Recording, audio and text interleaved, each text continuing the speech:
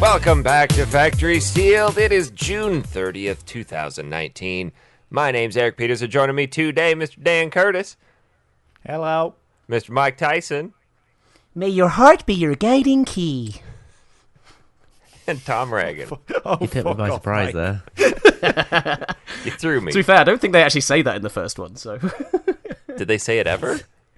Oh, they say it all the time in the third one. That might actually be the fastest we've ever had a video game reference in this show. This is true, yeah, sorry. Sorry, Not I'm as breaking much as rank they say, here, guys. let's see, though, right, Mike? Or a good place to find some ingredients. Yeah. Yeah. How are we, gentlemen? You alright? We're fine. The better question is, how are you? Yeah. Oh, Jesus. I think I'm hungover, but I think I'm also a little bit drunk still. I've just driven back from Lincoln. Like, I got back like 20 minutes before we were recording, and I'm pretty sure I shouldn't have been driving. One of those situations. Yeah, you know, it would only ruin my entire profession if if I got caught. But hey, A little bit of a DUI. No, because he doesn't drive the truck, remember? So it doesn't matter. Oh, yeah. Yeah, you don't really need a CDL to sit in the driver's seat of a truck, do you? As long as the engine's off, it's all right, isn't it? Yeah, keys out the ignition, all that jazz. Yeah. Do they even give you keys? Like, is it... Well, yeah, I have to be able to get in. Well, they could just unlock it remotely from a distance. Don't even trust me. Just aim the fob out the window. Yeah, there you go. No, but Or here- is it the American version? Hell yeah. So yeah, the Patreon supporters, I apologize if I look like shit on I video. think you look attractive, Mike. I woke up like this. Hashtag I woke up like this. Hashtag no filter. Yeah. That's like, I knew I was a certain level of drunk when, like, because Hazel went home earlier and we stayed at my brother's in Lincoln, and when I got back, like, I was just at that clear point of drunk where she just couldn't believe it. She just couldn't have a conversation with me. I just handed her a kebab and, there you go. Have at it, woman. I reluctantly put a shirt on today because now we do this Patreon video recording thing, but holy shit, my shoulders are destroyed. Oh, no. Yeah, that picture you sent last night, my God. So Putting a shirt on when you've got a burnt back and shoulders is the worst. Oh, my God. So- Or socks on if you've got burnt feet. oh, that's the worst, like the tops of your feet. Everything else is Yes. fine, but the top, and then you have to stuff them into shoes and walk around. Yes. Oh, my God, yeah. Oh. That is the worst. I think that's the worst place to burn. So a little backstory on this. About I 3 don't know, weeks like, if ago. you burn your knob, that hurts a bit, like... Why the fuck would she... I don't know how you have managed that, but...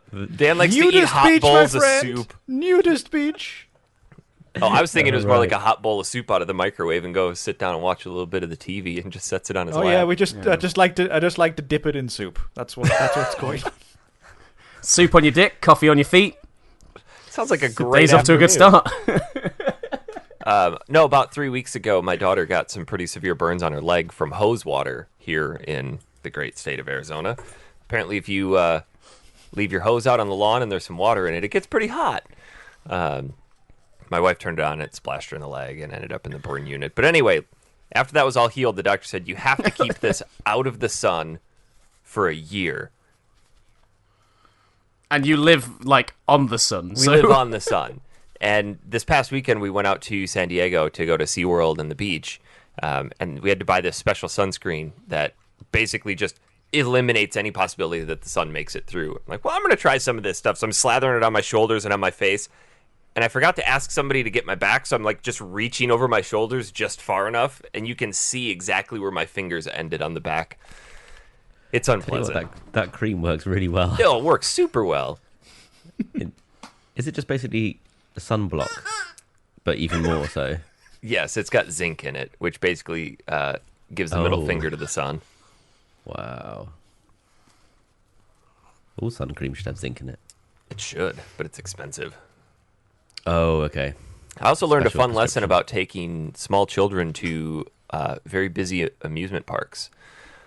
Oh yeah, how's that? Sucks. It's stressful. It is very stressful. We went to SeaWorld, and everything was great. Kids were really excited, and then all it takes with kids is just one minor thing, and the whole thing just comes cascading down. We were getting ready to walk through the security the security scanner. And Ellie was packing heat. Amelia, yes. Well, I forgot That's what to I take was all the- thinking. Just Give me the had a Glock. gun in her pocket. Now, darling, put your shotgun in the basket before you go through. But Daddy! You got me this, Mama. But Daddy, you promised me freedom. You promised I could hip fire a sniper rifle. You promised. You promised.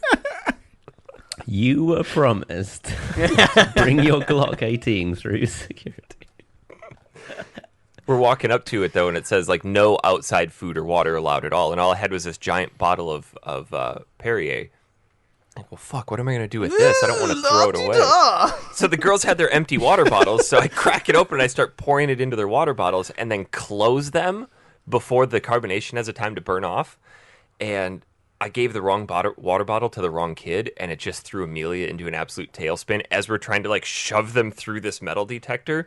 So I'm like, fine, whatever, here. And I grab it from Ellie, and in the process, I accidentally open up the top of it, letting in all the air and carbonation, and we just have this cascading fountain of Perrier just shooting all over the place with a screaming 2-year-old. Well, this is going to be a fun day. Sounds delightful. It's like, just grab everybody and just drag them off to the side. But no, it was definitely, it was fun. They weren't interested in the dolphin show in the least. Obviously the most cool aspect of the entire park. Like, that's neat, Daddy. Can we go get some popcorn? Oh no! But I thought they'd love it. yeah, no, they Young kids actually it with was really cool. Popcorn and the We got cassette tapes. to eat lunch right next to the orcas and the big pool, and they were jumping up and landed on the little platform right next to where Ellie was sitting. So Stealing your fries. They don't let trainers in there anymore, do they? not with the orcas. Well, we didn't go watch the orca show because we ate next to them. We're like, well, we've already seen them. They're just big whales. Oh, okay. Dress shoes only, Tom. Yes. Dress shoes only. Dress shoes and Perrier. For the American audience, we call sneakers trainers here. I got it, Mike. Yeah. I got it. Sneakers. Sneak wars. Don't do sneaking in them. do you? Don't let you with trainers. Yeah. What if you're not training in them, though? Do you? Do you, Eric? Yeah, but they're designed for training. Yeah, but what if you're You not got to training? give us the win on this one, haven't you? I'm always sneaking around in my sneakers. So does that mean everybody who has sneakers on is training to be Solid Snake? We already are Solid Snake. You never see James Bond running around with sneakers on, do you? No, he's got dress shoes on. No. Exactly. See, so you don't sneak in sneakers. I mean, everybody's definition of sneak is a little different. He's got trainers. What is your though. definition of sneak? Guns blazing, as loud as you can, directly from the front. I'm gonna sneak up on you, pew pew pew pew. You try doing that on Hitman. Doesn't work. That's the only way I play Hitman. I like the disguises in Hitman. No way. Yeah. I walk I'm gonna be a giant immediately chicken. up, shoot him in the head, and then try to get away. That doesn't work. It's far more challenging. He likes a You're challenge. missing about 65% of the game if you do that. Yeah, but I'm also making it a lot shorter of a game. Good point. I can get mean, through. Eric doesn't finish games as it is, so I can get through more Hitman game that way. Eric's gauge of a game is essentially how many people can he kill within the first 10 minutes, and then if it's not enough, he never plays it again. If somebody's not dying in that opening cutscene, not interested. Yep. can be substituted for animals if necessary. Oh, absolutely, it's a given.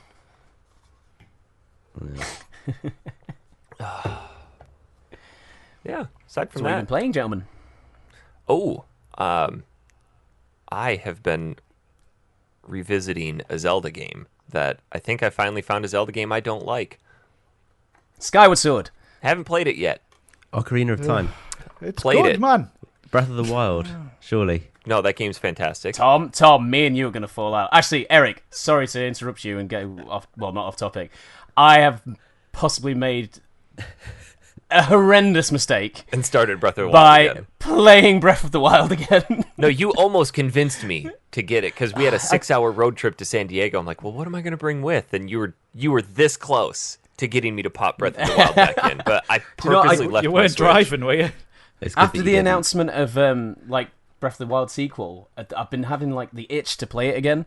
And the other day I was just like, you know what, I'll give it a go. You know, just play like maybe an hour or so of it, and I'll put it down. And literally 10 minutes in, I'm like, I'm fucking hooked. See, I don't know how that Absolutely game never hooked got again. its claws into you, Tom. God, absolute train wreck. I think you might be the it's only quite simple, person really. on the planet. I figured it out. Tom just has no taste. That's true. Yeah, like the popular music from 1962 to 1970. Oh God, what a fucking joke! I'm convinced that one of these times I'm going to apply that to the wrong scenario, and you're just going to unload. Do you want to explain that one for everybody who's listening? So I'm not a fan of Beatles music all that much, or at all. And lately, Tom and I have been Because Eric doesn't have taste. lately, Tom and I have been taking to comparing bad games to Beatles music in the chat. Oh dear. Mike gets And then obviously Eric really likes Snow Patrol. yeah. So So we were sometimes Tom was Mike saying- might be like, no, it's Final Fantasy 13 that's absolute Snow Patrol. the only thing worse than Kingdom Hearts is the entire collection of music from 1962 to 1970. And then Eric, you said, hey, it took the lead singer of Snow Patrol an entire month to write one song. No, And Mike's 5 like, years. yeah, they 5 they years. call that writer's block. I was laughing for ages. Well, it took him longer to make one song than the Beatles existed. Yeah, he was just struggling. Yeah. No, he was just putting that much time and effort into it. It's like, fuck, I can't write another good hit.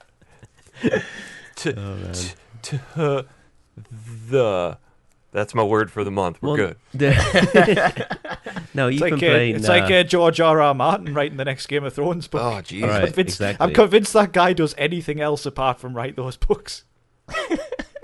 Yeah. Sits down at his computer like, Who's gonna die? cup of coffee, anyone? The Well, more he's people that making ask he's him- making that game with Dark Souls developers from. I don't isn't he? think he's doing So, anything like, with that other than putting his name on it.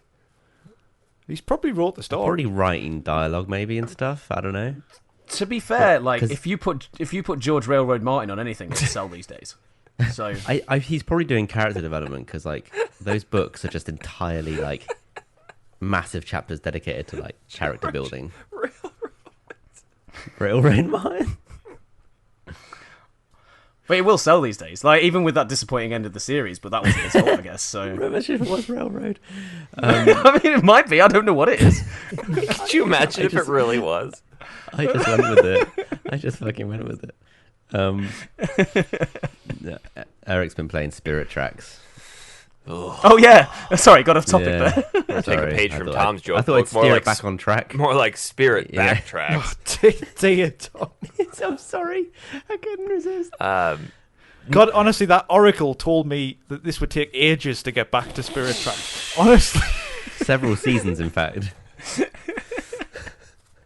But once you get there, it's quite awakening. Fucking hell. You could say that we got off track.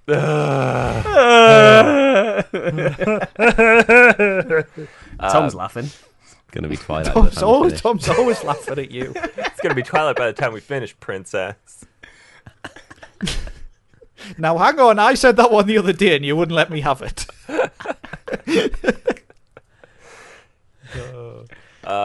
No, so I have been playing Spirit Tracks. It's the only Zelda that I have, aside from Skyward Sword, that I've not properly finished. I had really good memories of this game the first time I played it, and I don't know where those came from because this game is a hot pile of garbage. And Oh, but it's Zelda. I know. Everyone, that gets a free pass, right? No, God, no. Don't you start with me, Tom. Tom shits on Breath of the Wild Reagan over here. Oh, Nintendo. Oh. I just Don't don't understand touch how my- you don't don't touch my like one of the nostalgia. greatest games of all time. Don't touch my nostalgia. Honestly. I'm detecting a lot of sass from you today, Tom. Oh, dude, it's not even begun. Wait until we get up to Kingdom No, Hearts. objectively, Breath of the Wild, fantastic game. It's just not for me. Because you have no taste. Like, I'm more into like adult games. I don't know. I don't like those BMXXX. cartoony graphics. Yeah, Dead or Alive Beach Volleyball. It's all about those tip mechanics. Sorry, Eric, Spirit Tracks.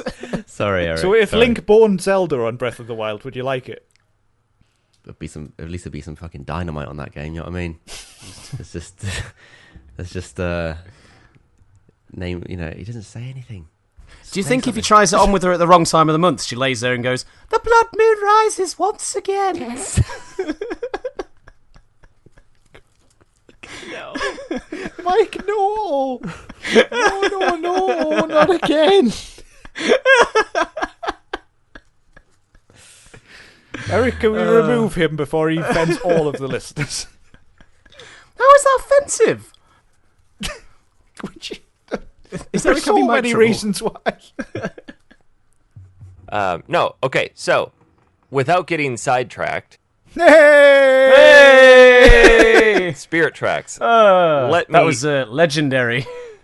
God, for 1 minute, this show got totally derailed, honestly. Oh, Jesus. If you're hoping for us to ever get back onto a game, don't get your spirits up. Fucking hell. Fucking hell. Get it? Get it? No. Get it? Okay. Yeah, so I have some pretty fond memories of this game. I played through about 3/4 of it. Like, yeah, that game's really great. You're Link. You're on a train. You're running around. You're doing train stuff. This game is fucking boring in every capacity. Is it one of those ones where you have to use a stylus to control him? Yes. See, that would put me off straight away. Oh, I thought that was Phantom of the Hourglass. Or they both like that, I guess. They both are. And Phantom Hourglass, and this kind of makes me want to go back and revisit my memories of that game, because I thought that game was fantastic. I mean, you're on a boat. It's more Wind Waker. But you have a shitty stylus you need to use it with. That game's pretty good, actually. Phantom Hourglass. Yeah. I mean, it's more free roaming. And it's cool. You can you get a little map and you can mark on the map as you go, like take little notes and stuff. You can do that on this one too, but You know what? You can do that in Breath of the Wild as well, Tom. No, it's not the same, because you get your own handwriting. You feel like you're physically doing it. There's that little tie of immersion there that Breath of the Wild just fails to capture. Jesus. Fails to capture. You are just burning subscribers at this point. Yeah. The premise of this game, I don't know. The premise of this game is that the railroad tracks called Spirit Tracks around the world have started disappearing, and you need to restore them. There are 4 major chunks to the map. You have a forest world, an ice world, an ocean world, and like a mountainous volcano world. I am shocked. Those 4 worlds in a Zelda game. Yeah. Really pushing the boundaries there. You enter one of these areas. You have to go to a town. You can barely even call them a town. Like, that's the thing about Zelda towns, is that they're usually really populated, really cool places to run around, neat music, a lot of people to talk to.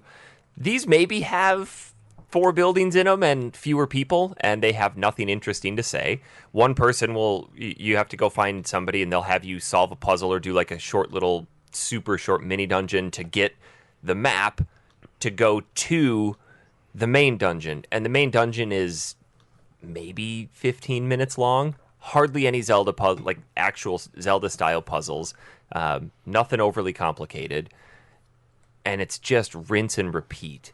And navigating on the tracks is cool the first couple times because you can go fast or slow or then reverse and honk your horn, and then you get a cannon to shoot things, and it's just dull the amount of backtracking that you have to do. I was in the far northwest corner and had to go down all the way to the southeast. When I got there, they're like, "Oh, hey, did you happen to bring that bridge builder with? He's back in this town." I'm like, "I just fucking came from there and have to go all the way back." And it's not quick. And it's not like you can just draw the route on the map and then just disconnect, because snowmen will pop up and start throwing their head at you, or these creatures on pigs will start throwing things at you, and you have to be attacking them, and it's just not fun. But I'm gonna finish it because I don't believe you. I have to, because I've started. I've got to finish it. It's just, I don't want to discredit and say it's a hot pile of garbage, but it's just not fun. Like, it's just dull.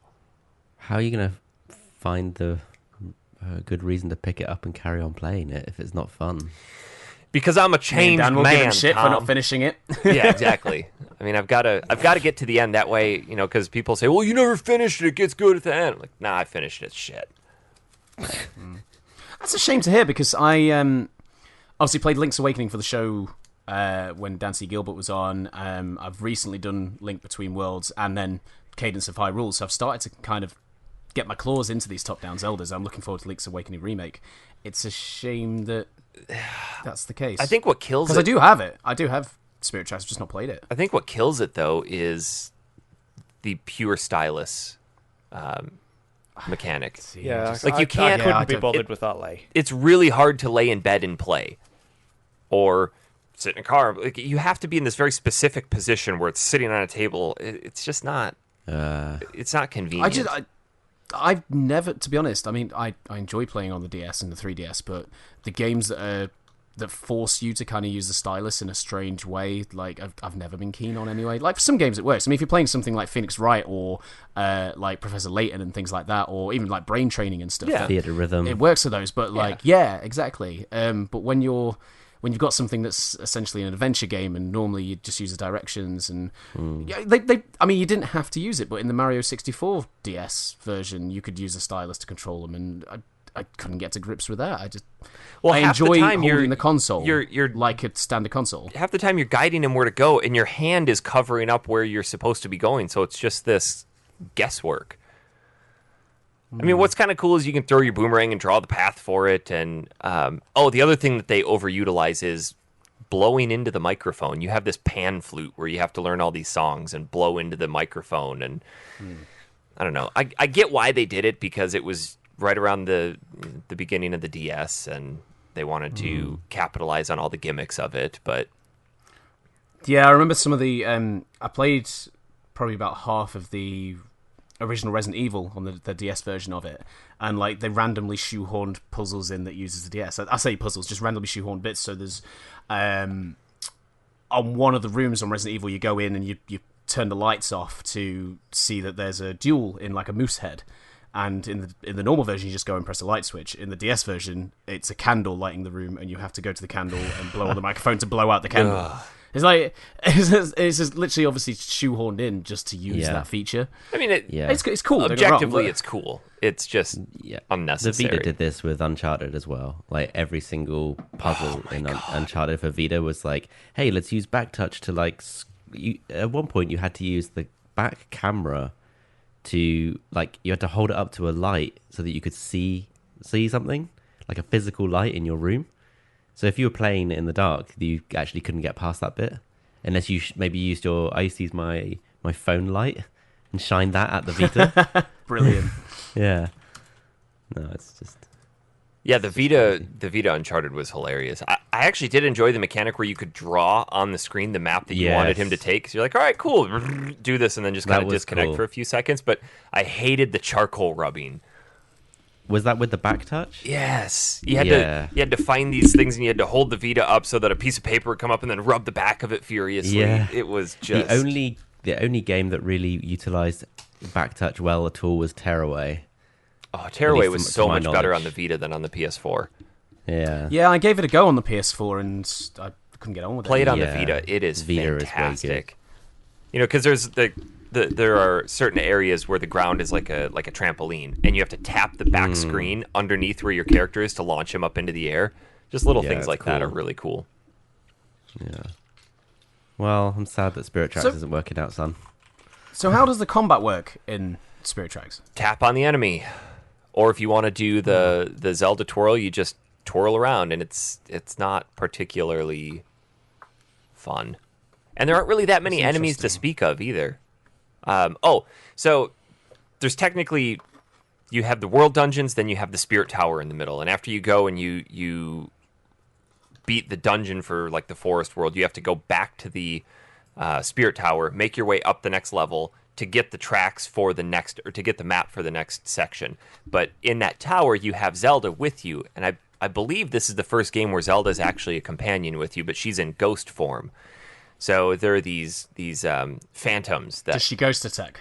Link's ghost attacking over her. But she is a ghost form, and there are phantoms that you can attack, and she can take control of it. So then you're controlling this phantom who can pick Link up, put him on his shield, and walk through fire across lava. And there's some neat little puzzle aspects to it, but it's just, as a whole, very dull. Give it a try. It's real dull. Yeah, I mean, you're not selling it, so... I'm not trying to. Yeah. I mean, the most dull experience I've had with Zelda, as I always say, Skyward Sword. Sorry, No. man, I just don't like it. No! That's kind of next on my list. I want to make sure I get through. What did you... Mike, have you ever played the Oracle of Ages and Oracle of Seasons? No. Like I said, the only top-down ones I've played is Link Between Worlds and Link's Awakening. And then, if you count Cadence of Hyrule. If you liked... I mean, you liked Link's Awakening, but Ages and Seasons are extremely similar to that. They weren't actually done by Nintendo, though. They were done by Capcom. And one of them is more combat-centric, and the other one is more puzzle-centric. And they're super long. At the end of it, get like a code to give the other person who's playing theirs, and you can... I think it carries all your items across or something stupid like that. Yeah, something like that. I haven't done that. But they're long, they're like, depending on how much you do, they can be up over 15 hours long. Interesting. So they're Game Boy, aren't they? Original Game Boy? Game Boy Color. Yeah, okay. Yeah. Yeah, I'll have to give those a go. I think, because obviously Link's Awakening's coming out this year, that'll be my next top-down Zelda. I think after that I might actually finally get round to Link to the Past. I think it was you guys who were telling me that A Link to the Past and Link Between Worlds are so similar that you don't want to play them back-to-back. Yeah. That was me. Well, according to Dan from his show soundbite, Link to the Past was shit. I didn't enjoy it. It's like Breath of the Wild for me. And that's fine. That's fine. Like, Mike doesn't like Skyward Sword, right? 93 on Metacritic. Bad taste. Yeah, well, on Microcritic... Microcritic? We should make that. You page on the website. I'd give it... It's not quite 1 out of 5 stars. It was shit. I'd say more like 3.5. Skyward Sword, by the way. Because I remember you saying it was dull. It's just not very... Yeah, it's just... How far did you get in it? I finished it. Okay. But it's just... Every single... So, I mean, Zelda combat's kind of a bit formulaic anyway. Like, I mean, take like Ocarina of Time or any of the 3D Zeldas. With most of the enemies, essentially all you're doing is waiting for them to attack, you dodge or counter, and then attack them. That is just how the combat is. But because they had the motion control sword and everything like that, every single enemy is based around essentially doing the sword in the right direction. So... Which is awesome. It's all right, but it just gets a bit played out, and it's a bit just a bit dull, and the story's not very interesting. And they shoe in like Wiimote controls with the bird that you fly in the sky, and the world's not very interesting. Because one of the great things about Zelda is like the overworld. You travel through the land and discover things in the world as well, and go to the different areas and things like that. Whereas with Skyward Sword, you've got Skyloft up in the sky, and that's pretty much your overworld. It's just up in the clouds, and there's a few like kind of floating isles and things like that, but there's just not very much to do in terms of that bit. And then you go down into the worlds, and there's a little bit like a forest area. There's actually loads to do. Tommy Tornado's that's just how I feel about it. Does that game take ages to actually get into the main meat of the game, because that's my beef with a lot of the 3D Zeldas. Yes. Is like Twilight Princess, like 4 hours. Wow. Yeah, it does. Skyward Sword does suffer from that. Twilight Princess, I remember I really struggled to figure out how to do the fishing mechanics, and I just got stuck on that bit for about an hour, I would think, back in the day, because it forces you to do that. I remember enjoying Twilight Princess. I played that on the Wii the first time I played it, and I remember enjoying it. Yeah, that But that was fun, but just the game itself I didn't enjoy. Like, just the dark aspect of him playing as a wolf, and what was her name? Midiri? Midna. Yeah. I liked Midna. I did. I was a bit iffy about the wolf mechanic at first. Like, I want to play as Link, man. Don't take that away from me. And the wolf seemed a bit. I don't know. It felt like it was a bit kind of fashionable, like to have like werewolves and stuff in your game at the time. And I don't know. It worked in the end. But I remember at first thinking, why the fuck am I a wolf now? That is really I weird. can't tell from What here is if my this sorcery? Twilight Princess HD is opened or not.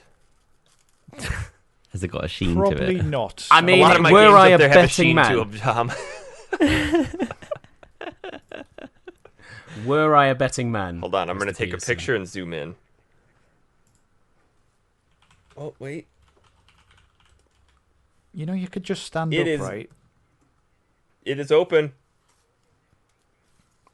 It is open. I don't believe you. Wind Waker HD I don't is believe not. you. I will Wow. send you this photo and you can see. And you have to look at the blue on the bottom. No, I don't want to. It's not the most exciting photo in the world, is it, Eric? Really? The people want to know. They need to know I have an opened game. I'm quite proud of him for opening a game. It's the first step of the 12, apparently. It is, yes. If you want to join, Way Anonymous, that's the first step. Oh, And then I'm getting. we move on to stage 2. I don't see the point of buying games. And then what we do, Eric, if you pass that thing, you can have some of the boiled owls from the table that we bring in to celebrate your efforts. Thanks. We all just end every session just sit in a circle and chant Rally Ho at each other. Rally Ho! Rally Ho! Is the first step to show up to your first meeting with one of your less expensive sealed games and just sit there and open that? No, that's too far too quickly. Oh. We Too try to much, ease you in. too We try to just soon. get you. We just showcase some open games for you to look at, just so you can get used to the idea of and actually know what's inside the contents of the box. It's like a PowerPoint presentation with an embedded video of someone unsealing a game, and they give you a cushion to hide behind when you first view it. Oh, I can't watch. Speaking of there being the wrong thing or nothing in a game, I was going through my PSP games recently, and you know how I collect the Legend of Heroes games? About a year ago, I bought Legend of Heroes 3 Song of the Ocean, and just it went directly onto my shelf. I had to buy a new slipcover for it because the one that I had was destroyed. So I bought a new slipcover, tucked it in, put it on my shelf. Never looked at the disc. Not once. And for some reason, I was just digging through my PSP games. Like, yeah, these UMDs are kind of neat. And I was just flipping around and just checking to see if any of my UMDs had scratches or the cases were broken or anything like that. And I open up Legend of Heroes 3 Song of the Ocean, and it's not Legend of Heroes 3 Song of the Ocean. It is fucking Blade Dancer. The disc looks identical. Same shade blue, same font, same everything. So I got bamboozled. But I bought it from a store, and I paid $70 for it. Oh my god! And it's way too late to take it back and be like, you sold me the wrong thing. So, yeah, he's not gonna buy that one, is he? lesson learned. $70 well spent there, Eric. Plus another 15 for the different case. Yeah. Got myself a Jesus $85 copy of Christ. Blade Dancer. Fuck. I hope Blade Dancer shoots up in value Check for you. your discs, kids. Yes, always open your games. Yeah, like they Good tell you when you buy when them. you're in health ed, check yourself for lumps. Check your discs. That's your. This is a funny thing, actually, because like how some places will try and con people and like they'll pretend something's never been opened when really it has. Oh yeah, It like could we be just ran stupid, into yeah. in Toronto. Yeah, like With they could Hexic. be selling it because you won't be opening that ever. You could have been sold anything in there. Well, and I called the guy Yeah. out on it too because it was a copy of Hexic Force, which was sealed, and PSP games were sealed with like that fold-over seal on the top and the bottom. This one had clearly just been stuck in a shrink wrapper and then a hair dryer to close it, so it had like that really crinkly seam around the outside. Like, are these Yeah, it's sealed? not And he legit. didn't even come over. He's like, "Yep, they're sealed." Like, no, it's not. Like, this is not factory sealed. That's not how they came. Okay, and then just went back to what he was doing. This is not factory sealed. But this here Final Fantasy XII Revenant Wings that you're selling sealed less than your brand new copy or less than your used copy with a guide is sealed. I'll take it, sir. You've One of been your best got. finds. That's one game I've never played. Revenant Wings. Has anybody ever actually played it? Well, I was planning on it, but then I accidentally bought a sealed copy. No, I quite fancy playing that. It looks cool. You can open them. Accidentally bought it. It was Flipping it was through the truly an guide. accidental purchase, wasn't it, Tom? I didn't know it was Yeah, it sealed was. till I got to the car. It's very true. It fell into my hand. I accidentally walked Well, no, up to the 'cause it was- cashier. it was in a I bundle. accidentally pulled some money out of my wallet. I accidentally passed it to him. He accidentally gave me I'm the gonna accidentally receipt. feckin' No, open no, it next no, time no, I'm in no. Arizona. It was the guide. I accidentally got in the car. I accidentally drove home. Accidentally put it on my sealed shelf. No, it was the guide with the case or with the game in front of it, and then the whole thing was shrink wrapped. So I just picked it up. I'm like, oh, okay, $29. This is great, and handed it to him and got out. And I wanted to flip through the guide, and that's when, like, oh shit, the game is sealed. I can't play this. I mean, you can. Yeah, you Nothing's can. stopping you. No, I Join can't. join my 12-step program. I can't. We'll get that open by the end of the year. Dan, you've been playing a game that I recommended, and I'm quite proud that I've recommended another game that you like. Yes, Moonlight Ore is a damn good time. I really, really like this game. That's cool. It's very, very addictive. It's just got such a good gameplay loop to it. Basically, go to dungeon, collect lots of shit, sell the tat to the punters, repeat. That's cool. Buy new stuff. Yeah. That's it really. But I'm So it's getting- reverse Animal Crossing. Yes. yeah, You are these Tom people. Nook These now. people on this game will buy anything. Absolutely anything. Venomous Sloop. Here's $4,000. Tiny bits of frayed wire. I'll pay 500, good sir. one of the What a Moonlight's one of the free steal. games next month. Actually, I'm quite excited about getting. So since you guys have raved about it so much. Yeah, it's really cool. Yeah. I took the plunge on another game from a recommendation from Jeremy Sanford. I'd kind of completely forgotten about this, but it's a racing game on PC called Wreckfest. And my God, Oh, Jeremy Sanford. this game was, I forgot it was supposed to come out for Don't consoles. start this again, Mike. We've had Dan C. Gilbert. Sorry. It happens every time like Jeremy Sanford comes up on Facebook or anything like that. Me and Hazel are both, oh, Jeremy Sanford. Oh, Jeremy Sanford. We should do a new Patreon tier. Have your voice sang in the style of a song. Sorry, Eric. No, it's fine. It looks like a spiritual successor to Destruction Derby. Yes. So it was made You by know the what I mean? people who Crossed with did Burnout. Fallout. Or, I'm not sorry, Flat Out, not Fallout. They did the original Flat Out series. And it was supposed to come to consoles, but it got put on indefinite hold because they just didn't enjoy playing it on consoles enough. So they're continuing to work on it. But like, yeah, we don't know when we're going to be happy with it on consoles. So for now, it's on PC. And holy shit, this game is a good time. It's got soft damage modeling, and your computer needs to be pretty beefy to run this thing at anything above medium. I bought a brand new gaming laptop, and it defaults it to medium.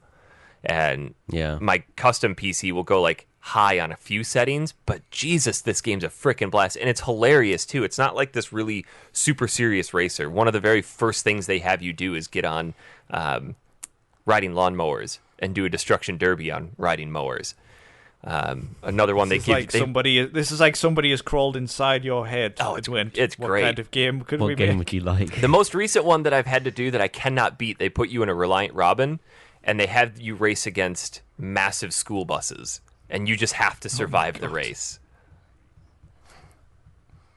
It's a freaking blast. Nice. The best way to play it is to put the damage modeling on realistic, because if you go around a corner, my old Gran Turismo tactic was, all right, this person's a little bit ahead of me and I don't have enough time to slow down, so I'm going to slam into them and use them as a corner. You can't do that this time because your entire engine will just fall out of your car. You'll be racing along and you'll slam into a tree or something and be like, hey, front left tire bent, and you look around and it's just wobbling around and it'll eventually fire off, and then you just have no control. And and you can customize your car to high hell. So I've been driving around in an American flag muscle car with header stacks coming out and a big shark on top of it, and it's Of course, it is well. You love a shark in a game. Yeah. Oh, I do. That's why I can't wait for that. There was a game announced a few years ago called Shark Eater, Man Eater, where you play as a shark. Eater. Is that the GTA style one? Where that you're a one. Shark? Yeah. I am all over that like lip hair on grandma. There was a more important racing game released this week though, which was Crash Team Racing. Oh, what a lovely segue, Fuels. Daniel. Thank you very much. Thank you. Yes, I bought it. I did too. I very much like it. I like it a lot. It's really good. They've done it again with these Crash, because the Crash trilogy was pretty damn perfect, and they've done it again with Crash Team Racing. It must have been so hard to get everything right, exactly how it was. Did they completely reconstruct this from the ground up? I'm not sure. I don't know if they've said with this one. They did with Crash, because they didn't have the code. I I think. thought they would. It's too old to salvage So I haven't much played from that. CTR since we did it for the show, and my God, I forgot how difficult that game is. It is not Mario Kart. Yeah. Yep. I said to you guys, because I've grew up with Crash Team rather than Mario Kart, so it's just second Same. nature to me. The thing that kills me, though, is the sliding mechanic. It's just not intuitive. Once you get it down, I don't think that it's not intuitive. It's so good. it is. It's really think good. I don't think that it's not opposite. intuitive. It requires skill, but I've played so much Mario Kart that halfway through a corner, I'll just revert back to my Mario Kart nature. I'm like, all right, let's wiggle the stick back and forth, and just crash into a wall. That's what I was going to say. It's not that it's not intuitive. I think you're just so used to Mario Kart. Because I picked this up as well because Game over here had a special offer on where if you traded in a certain one of a certain 4 games, you got CTR for $9.99, and one of the games you could trade in was the Crash trilogy on PS4, and I have it on both Switch and PS4, so I only really play it on Switch. So I traded that in and got it for $9.99, and I agree with you, Eric. It's fucking hard, man. It's unforgiving. The thing about Mario Kart that I guess makes it really approachable for everybody is that anybody can really win because the game is working in your favor if you're not in first place. They'll give you items like the bullet or the blue shell, or hell, just rubber banding the speed. I mean, it's known for just keeping everybody in close proximity. Crash, if you suck, you're going to lose. It's just as simple as that. There's no items that are going to save you. They're not going to. You're completely wrong. If you're in last place, you get special items which help you win races. Yeah, but they're not going to make as big of a difference as the bullet or the blue shell or the stars. And They do. No, They no really way. do. No, they don't. They do. Do they still have They do. that, like, that... They have the clock which slows everybody down, and the warp gate which attacks everybody in That's front it. of you. The warp And gate, if you yeah. use either of them, I can guarantee you'll jump up 4 places easy. Yeah, but if you're in 12th place or whatever the hell, you're going up to 8th, you're There's still only going 8 to lose. people on a track. You're not. Yeah. You just need to get good. No, the boss fights in this game. You need to use that slide mechanic to its full advantage, and then you will be ahead of everybody. See, and I think that's the part that's a little difficult about it, though, is that the tracks are a lot tighter. They're a lot more intricate. So, Mario Kart has these big sweeping corners where you can slide from one into the next. This one, you have to be really methodical about it. And, can I get 3 full boosts in on this corner, or can I only do 1 before I need to hop and face the other direction? So you have to have an intimate understanding of each of the tracks. Yes, you do, but that's why you keep playing it until you do. No, it's a friggin' blast. suppose I'm really enjoying it. It's just the only thing that I can't get behind are the boss fights. I think those are a little unfair. They are. Because They always have agree been, with though. that. The only part of that race that matters is the last corner. Because you could be a lap and a half ahead and they'll just suddenly be behind you. You want to? You won't be up to the nitrous oxide thing yet, and then once you get all of the relics and everything, you have to race them again, and it's even more difficult. I remember My God, that from the original. Yeah. so hard. I remember him being a bitch. The Yeah. other thing with the thing with Mario Kart these days as well is Mario Kart 8 Deluxe has all of the like help features like on as default. Yeah. Like, you know, the thing that helps you stay on the track, the auto speed and stuff like that. It's all on by default when you first do it. So for casual gamers, they're gonna find it much easier. Because Anyway, they're not because playing they don't realize that they've got. Yeah, they don't realize they've got these things on. Yeah. True. I mean, do you remember that Aikido place in Lincoln? Me and Hazel were there one night, and they started a Mario Kart tournament off, and we had to leave, so we didn't join in. But like, one of the guys was like, "Oh, I haven't played Mario Kart since the SNES," and he kept winning, and it was because no one realized that he was the only person who had the fucking thing that helps you stay on the track on. You know, it has a little area like the back of the car. Like, just know what. Like at the beginning, everyone, oh yeah, turn it off, and like he'd not realized, and he was winning all the races, going, "Oh, I haven't played since SNES. Oh, you must be good." I'm like, no, like clearly not. Wow.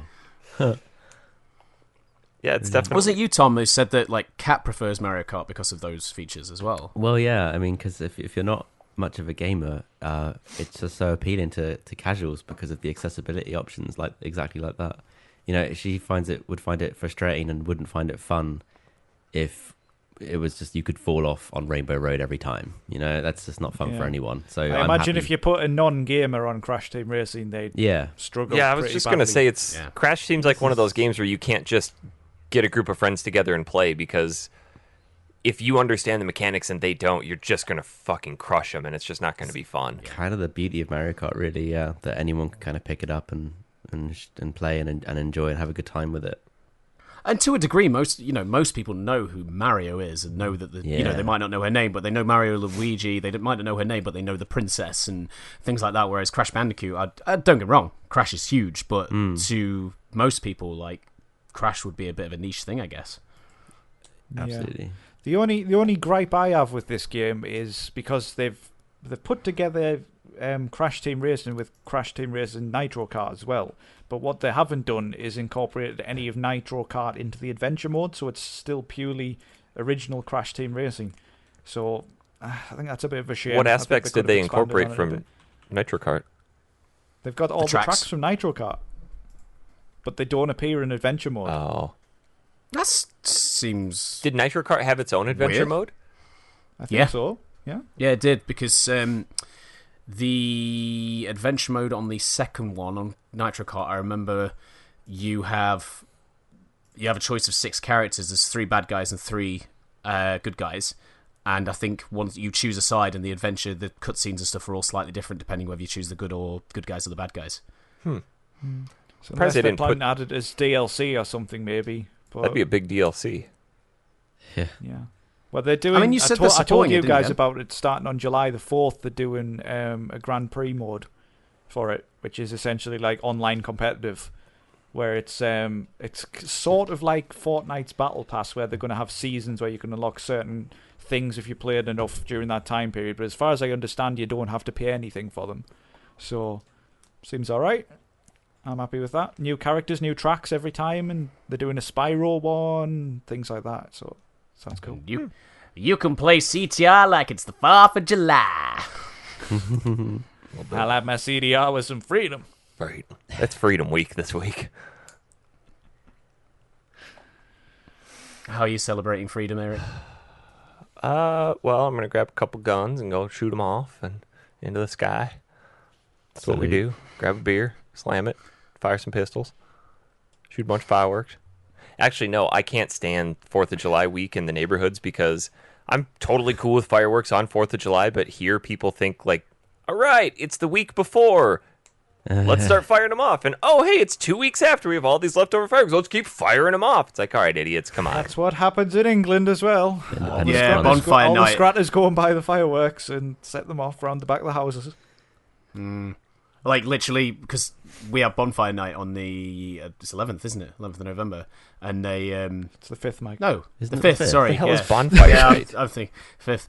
Guy Fawkes tried to split out the House Guy of Fawkes Parliament. night, yeah. So every year we Shame you celebrate didn't setting him on succeed. fire. Yeah, We stick, it's, we stick it's a guy, so we stick English. Guy Fawkes on top of a giant pile of furniture and then set it on fire. That's what we do. It's mental. It's such an English thing because basically we celebrate something that basically a plan that didn't work. But we And then we all stand in a really cold field while fireworks get set off, and we go, "Oh, ah!" It's funny when I was And growing then up. I in thought the it- distance, there's everyone just like did it. a mannequin burning on a pile of furniture. It's just brilliant. And you eat toffee apples Yes, and candy floss. and candy floss. Caramel apples and cotton candy. Yeah, go Probably on. Then. those as well. Yeah. Let's go with that. Yeah. I'm not up for this debate. I'm trying to bait you in. Tom's leaving all his sass for Kingdom Hearts this week. Spoilers. But wait, you know what I've been playing, lads? Right, I'm a little bit late to it, but I've been Backdoor playing. Slots 13. No, that was Fisting last week. firemen? No, Night shift nurses? no, we could be here a while. Brown Ballerina, the return.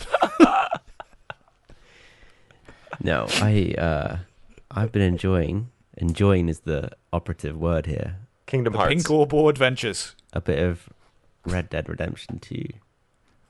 Now I know that you guys, Eric and Mike, Tootin' cowboy shooting too. you were like, you were really trying on this game. You were like, oh, I just can't. It was just a bit dull, and you kept putting the disc in and feeling just nothing but apathy towards it. Yeah, I just like.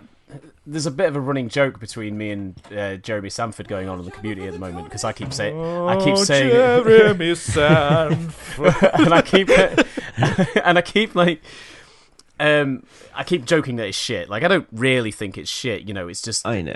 really not for me. Like I've Not like said it Tom on the with show Breath of the before. Wild. It's like me just- with Breath of the it's- Wild, right? I don't think it's shit. Yeah, Yeah, you do. It's a graphical. Yeah, it's you a, do. It's an absolute masterpiece in game design, and you Yeah. know, all games should look up to it in like things that you can really do with the power of gaming. But Yes. I just didn't find it fun, and Yeah. you know, Well, let's face it, there we was play one video games fun to have fun. mechanic. And I understand that. Was it Shooting press X to horses. Lenny? shooting horses? That's it. Yeah, and I understand that How did completely we know? at first I was like, oh, this is a little bit overwhelming. Like, I know we've talked about it before on the show, but just to give my quick impressions, it was just like, yeah, you have to go to your horse and like, okay, I can take this weapon and this weapon, and then I got to brush him because he's dirty and feed him, keep his stamina up, and then you obviously have to maintain your own like health and stamina and deadeye meters and all that kind of stuff. But one thing I kind of love about the game is it is slow, and I quite like the pacing. I feel when I'm lost, I actually like being lost in that world because it's just nice and slow paced, and you can creep around, find animals to like hunt and stuff, and put them on the horse and get them back to camp and contribute to the camp and head back out again. You can spend like a good hour just doing that, and for some weird reason I find myself quite liking it. Do you know it's funny that because Breath of the Wild has hunting of animals. And Breath of the Wild is horses exactly and- that. It's just not the same. I can go out and do It's that not for the same. I'm 7 sorry, hours. it's not. And, yeah. I think it's also the realism aspect and the time period. I really like that time period in general, like old West America. Hell And yeah. Yeehaw. It's Settle and, in the West. Gold yeah. Rush, baby. You know, Breath of the Wild transcends time. I don't know. Stop it, Mike. Let me have my moment. Let the man talk, and then I'm going to talk about killing horses. Yeah, I don't know. It just kind of works for me. There's a few bits where I'm like, okay, this sucks a little bit. Like, I just gone all the way and I found this huge bear, but damn it, I left the bow on the horse. I've only got the gun. Shit, you know. Do you know what game you can carry a bow with you all the time? No, you can't. And then it do breaks, that. so you A can't. little game called Breath of the Wild. Yeah, the thing is, right, what I love about it is I found this gun, right, and it's a really nice shotgun. It's beautiful. Best shotgun you've ever seen, all right? And I've seen a lot of it's filthy, shotguns. Oh, all right, It's Donald filthy. Trump. all right? But you use a bit of gun oil, that thing's good as new. That will stay with you. That's yours. That's yours to keep. Here's the thing about Breath of the Wild. Beautiful game, by the way. Love it. But the problem is, once you've used your favorite sword a certain number of times, that shit's gone. All right, pick up the stick. Fine, the stick's good. All right, grab the torch. Stick that in a fire. Fine. But you can't really get this close personal affinity towards one weapon and just keep it. It's The Master Sword. You know what? I will give you that, Tom. Like, that is the negative side of Breath of the Wild. But do you know what Breath of the Wild actually has, though? Fun. Oh wait, no, a silent protagonist. Yeah, you're right. One that can't express anything. He doesn't need to. That's how expressive he is. I'm Right. He says things sort like, of with both you on this one, like Red Dead, because it's like there's just I didn't not enjoy it, but at the same time, my God, is it cumbersome sometimes. Just trying to get stuff done. Definitely, and also I played it for about 2 hours, and I think I managed about 2 missions.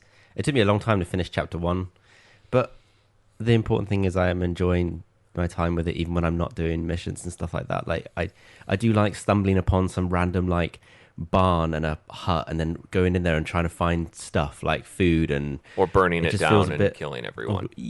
or like some I accidentally actually a few times I really hate the character though, where I'm like, oh, I don't like this. There was this, you know how it's the same as the original Red Dead when you come across random strangers that need help, and there was this woman, "Oh, strangers!" and she was trapped under a horse.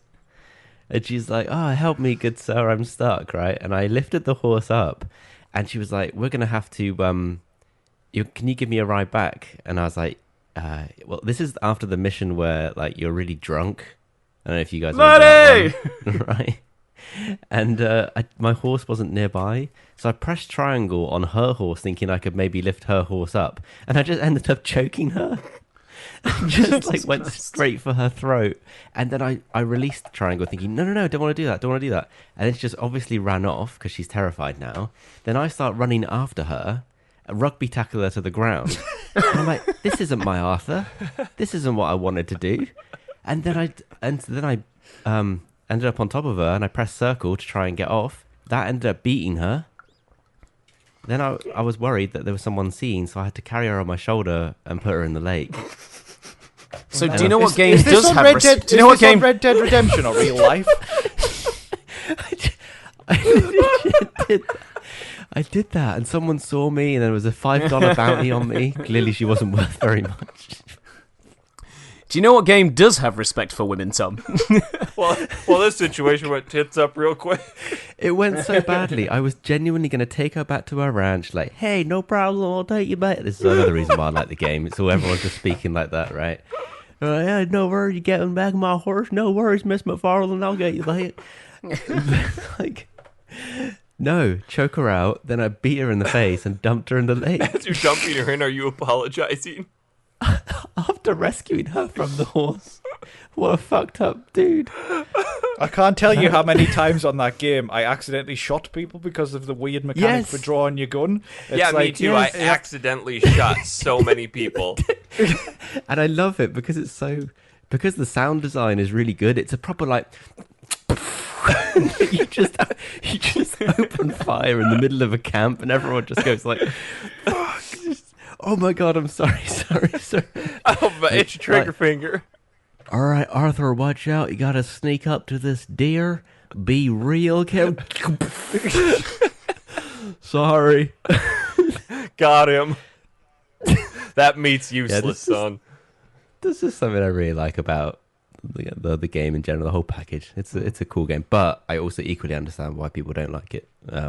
So, yeah. It's not for me, though, it's more simulator, I think. You know, it's a bit like a sim. Because you're looking after Arthur, making sure he's fine, and you have to keep your horse nice and fed and brushed, and give him a little pat. See, every now that's and what I again. liked about the original Red Dead was that you had infinite horses.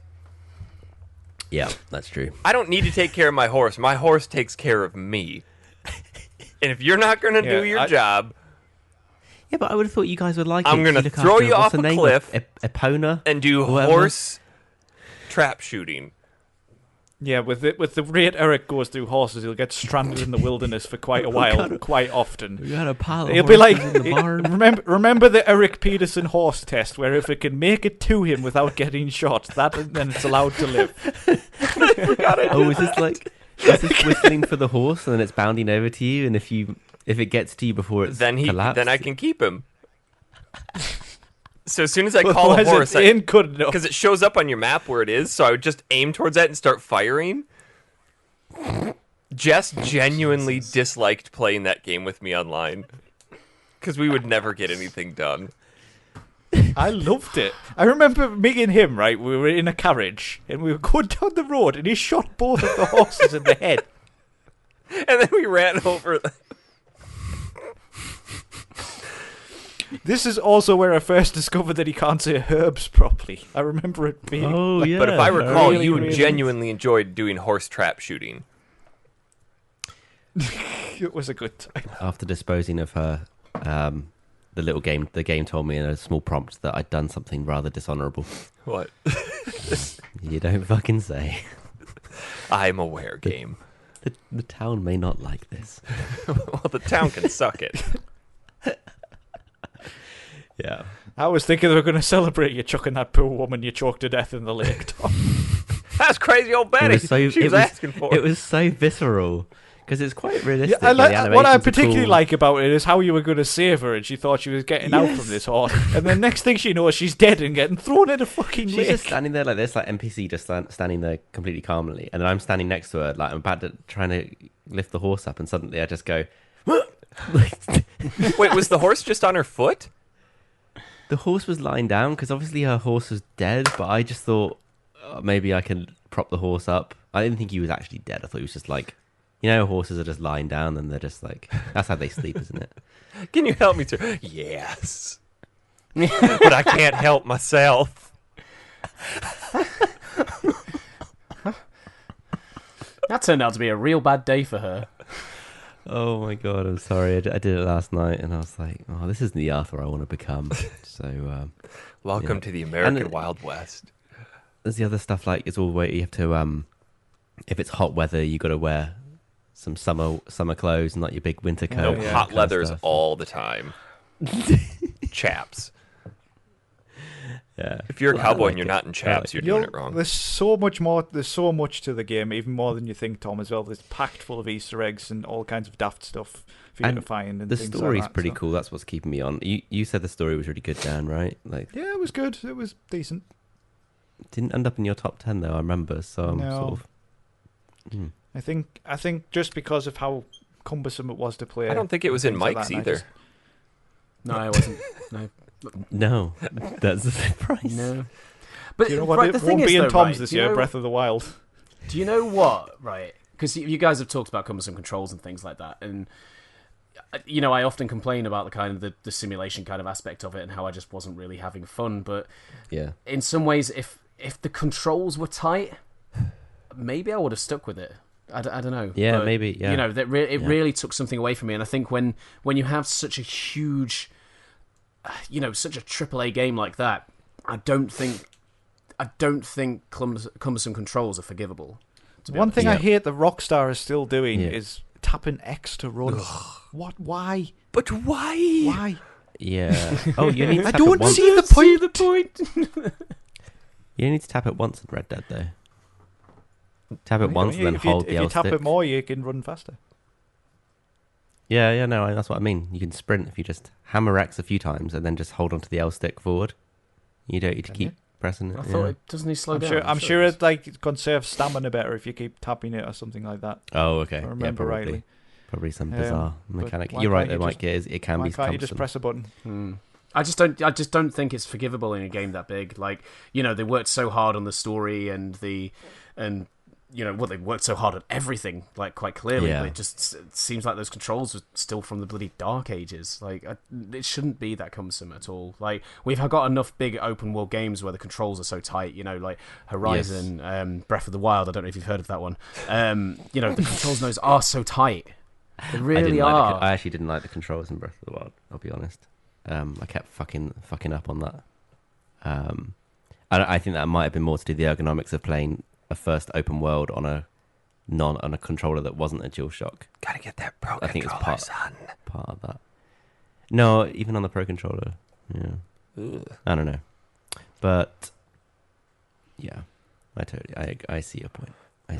I'm glad you're enjoying it, Tom. Like, I know I Yeah, laugh man. and joke about like not liking Red Dead, but Yeah. I'm glad that people out there do enjoy it because someone has to. No, I'm joking. But no, I'm glad you enjoy it. Yeah, I like to yeah. hear that my friends are enjoying decent games. So, as I said, just not for me. I don't know. Like, I do know the end of the story now. So, like, even playing through it for the story, like, is kind of pointless. Should I we guess. spoil it But for you, Tom?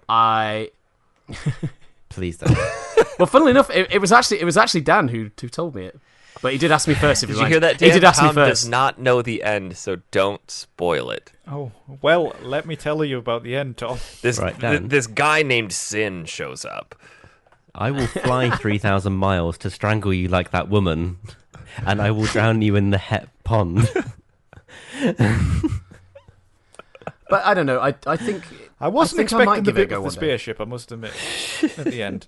There's a dog controlling the whole thing. Yeah, when Link Silent showed Hill up style. with this Yeah, I was gonna say, Triforce, it was halfway real through it weird. turns into Breath of the Wild. Tom, what you really won't expect at the end, though, there's an entire section where you go into this forest, and it's based on Nobody Can Stop Mr. Domino, right? And there's just all these dominoes that you have to knock over. And it's like, honestly, it was so out of left field, but really I'll enjoyable. unmute you now. It's a good thing you didn't hear that because he just ruined it. Yeah, he muted Dan. No. I could see your lips moving. That was enough. Rude. I can't see him because his lights are so dark. Yes. Yeah. I don't know why. Do you not have lights in your house? Why? It's candlelight. There's no way that light is on. It's candlelight. So Dan, go close the curtain so that the light. It's a camera thing. Thanks. It's just a camera thing, yo. I hope it makes it darker. Bye, Dan.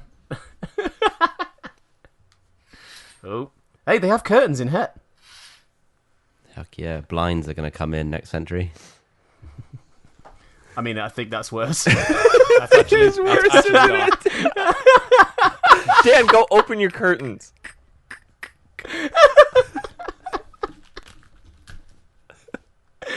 Oh god, quality audio entertainment. This. Oh my god. First, it's a shitty internet. Now it's a shitty light. What is that? I don't know why, but the built-in webcam I've got for some reason doesn't activate backlight compensation, and there's no way to adjust Oh, it. that's I don't right. know Blame your why. webcam.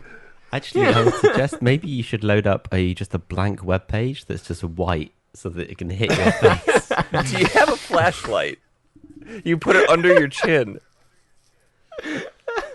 So this is quality entertainment for the Patreon Oh, yeah. supporters.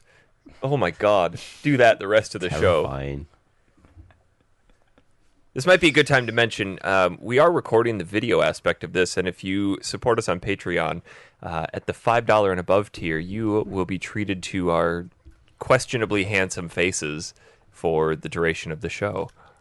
Well, you'll get our three faces and then just darkness from Dan. So, And it's even worse because it's on his little Scanline CRT TV that's already dark. I always forget that you put those on because we can't see them. Me too. Am I still an amplifier? Yes, you are. Tom is still a very ornate oil painting. Clyde. What is Dan doing? Where's he going? Oh, see, now he understands the light aspect of things, so he's going to sit and have the light hit him instead of have it be behind him. Oh, nope, he's not. No. Hang on. No. He is better. That is better. Hey, now we That can is see the the left bare side of minimum. his face. Hey, well done, Dan. You've understand light. Maybe you should just record in your room from now on. So to give context, Dan's recording in his living room because Crystal is, quote, out. I really hope But she what I comes really through wa- that door. What I really want to happen. Do you remember that video from a couple of years ago where that guy's like on the news and his kids just come bounding in? Yes. I want that to happen, but with Crystal. So good.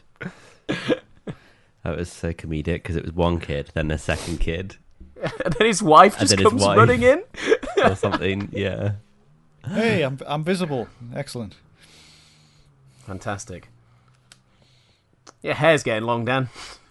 It is. You're catching me up soon. Mine too, Jesus I know. Christ. Heck yeah.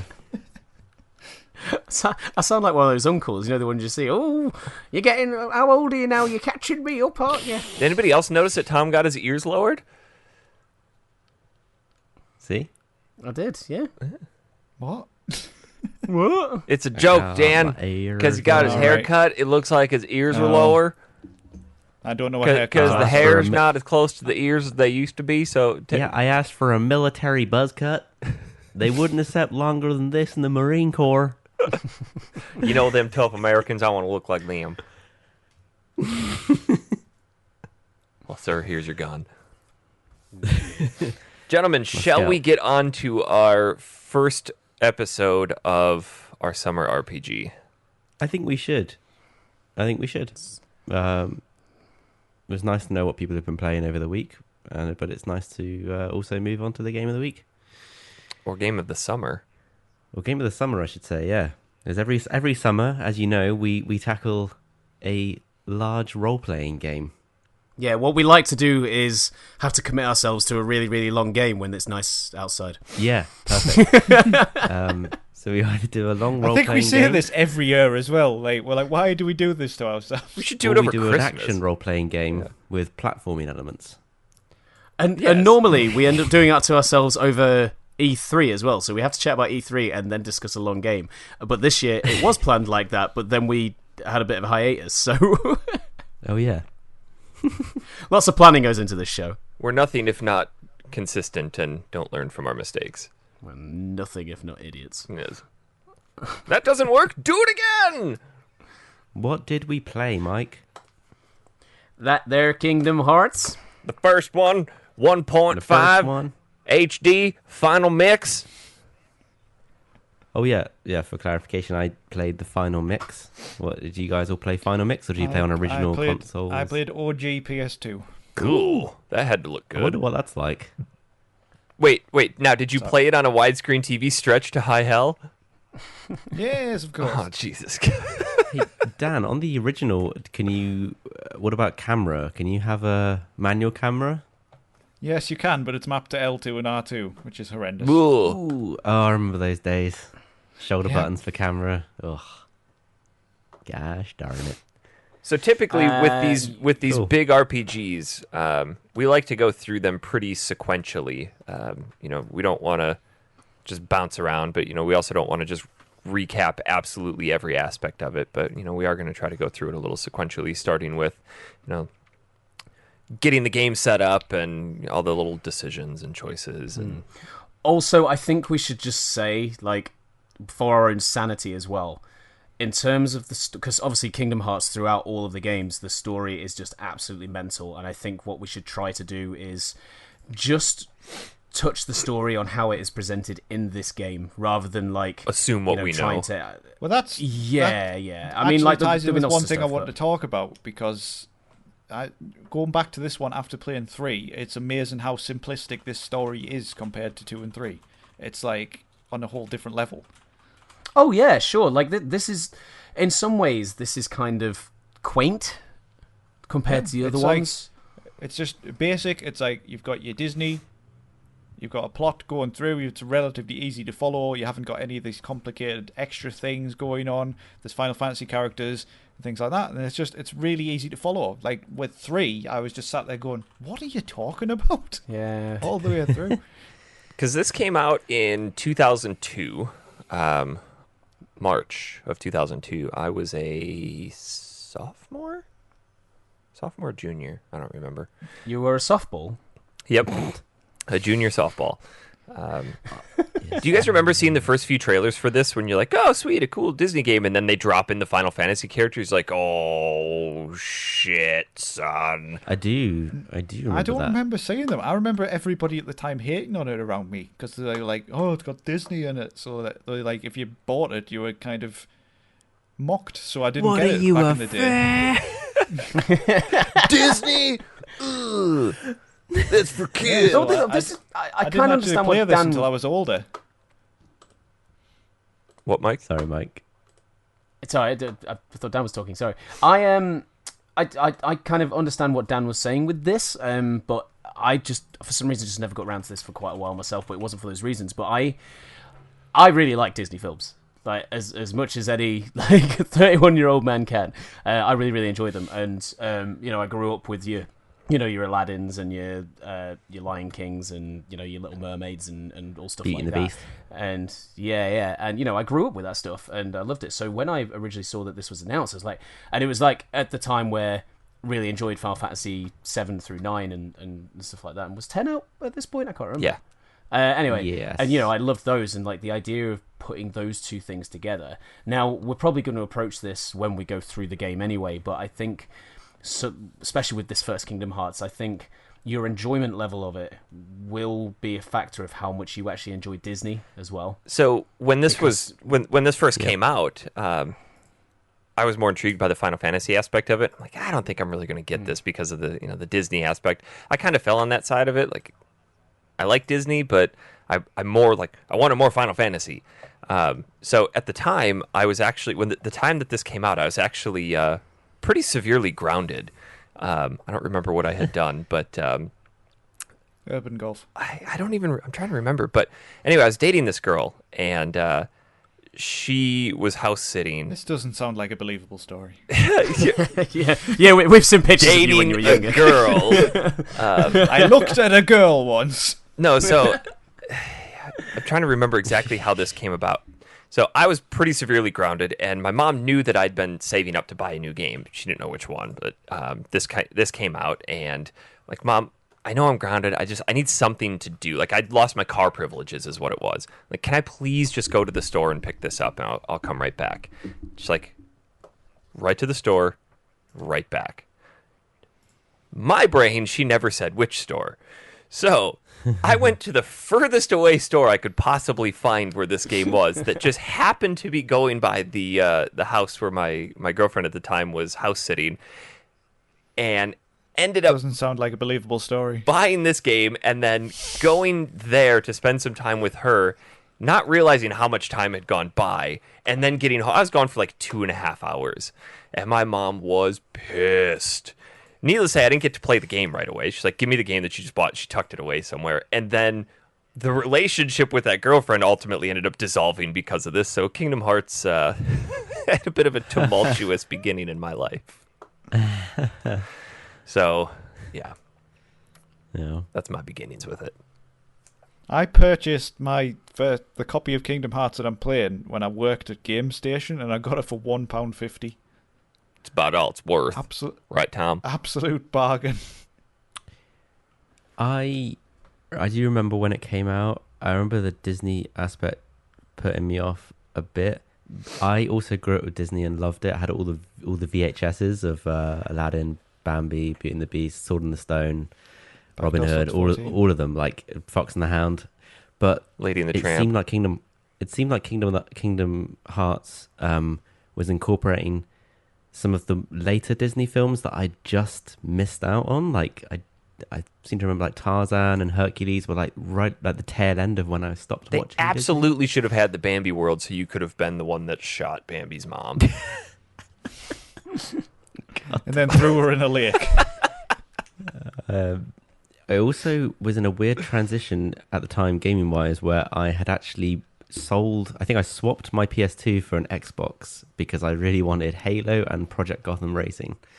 So Bad choice. I think I might have actually almost like it came out and then I swapped. The last game I played on my PS2 was Final Fantasy X, and then I swapped, and then I actually went back to PS2 anyway in the end. But by then, Kingdom Hearts was probably on the second game, and I just hadn't really gone any further with it. I have just no connection with Kingdom Hearts at all. I didn't actually didn't even try it. I think the last time I tried it was they did the 1.5 remix on PS3, I recall. And I think I dabbled there, and as we'll talk about as we get into the game, because of its slow start, I think I was probably just too impatient for it. And slow start it is. Holy God. Yes. I think Dan said this as well, but I remember the first time I played this, due to the slow start, I didn't carry on the first time I ever played this. And it was only a few years later when I was like, you know what, I should probably give that a go, because everyone bangs on about how good it is. Mm-hmm. What? Yeah, seems about right. The first time I played it all the way through it, but then I got 1.5, I think think I had it on PS3, but I just don't know where it's gone. So I went back to PS2 for this one, but so I was playing that, and I got up to Tarzan World and quit there because Tarzan World sucks. What are you holding up? I opened up Eric's the got a guide, map. and apparently my official guide has a poster with all of the Dalmatian and Trinity locations. Oh wow. Interesting. Apparently, this strategy guide is Strange super thing to put on a expensive. poster. I can't fold it up again. Shit. Just follow Yeah, the do it folds. later. Oh god, I ruined it. Nope. Patreon supporters, you're getting a treat here. Yeah, there we go. Oh, that's fucked up. Well, I bent it. Yeah. So how do we want to get into this, fellas? Well, do you want to crack on with kind of those beginning choices, or do you want to kind of discuss the combat first? Because I think they're two very good kind of starting places. Because obviously this is Final Fantasy influenced game, but obviously the actual combat is not. I think even Final before Fantasy you get combat. into that, like the opening of the game is discovering that King Mickey is gone. Is Is that it? the beginning I of the forgot. game? No, I thought the very beginning of the game is literally Is you it? know you have you have the fancy intro which kind of just has like Oh, the music video. sort of Japanese pop, yeah, the music video, and then the next thing is you Sora randomly being just in this dark world with like just stained glass platforms Oh, with yeah. like Disney The princesses Mickey thing on. is after that. Yeah, and that's when you start to make your choices at the beginning of the game, and I feel like this might take up a bit of time here, but I think we should discuss these choices. I think we can give a Because- decently fast overview of it. Yeah, it's just So the very beginning of the game, you get a choice of you have to choose either a sword, it's a wand, isn't it, and a shield, and then you have to also throw one away, and the game does not explain this at all anywhere. But what those choices do, whichever one you choose and whichever one you throw away, will affect your Gameplay. overall stats, like at the end of the game and throughout, and then also decide what order you will learn the techniques. So you know you might learn things in a completely different order to somebody else, and I think what's going That's on? Tom's. Somebody reversing. That's Tom, isn't What's it? going on? This is a warning. The building is crumbling. Please, orderly. That's my condo building doing It's that. it's the moose. It's the Sorry. moose Oh, okay. warning alarm. Does it stop? It does. It does. It's just, it's How just long? a test. It's just a test. I'm sorry. I'm sorry, Mike. You were so confused. I was like, how long can I stay silent for? And you'll just carry on. This Tom is reversing. I'm going to mute myself. Yeah, it might be wise. I quite Oh, like there we it. go. Oh, there we go. That's better. It's nearly as good as the squeaky chair incident. That's such a shit show. We are professionals. Why does Jesus. anybody give us money on I'm Patreon? sorry. Why? Stop now. Why has I that just- never happened before? It doesn't happen often at all. What is it? Sorry, I didn't hear what it was. The condo building does these like fire tests every now and again because there's a be annoying management if behind you're the asleep. building. Yeah, they like just make sure that if there are flames, it will still work. It's 12:30 at night, and some guy's down there. Well, it's time to test the fire alarm. Hope these people Also, like night. I just muted my mic, but I just realised it's still going to come up in Audacity. Yes. Like when Dan asked for. How about his dinner? Oh yeah. I'm Crystal, sorry, what's everybody. for I tea? apologise. I apologise.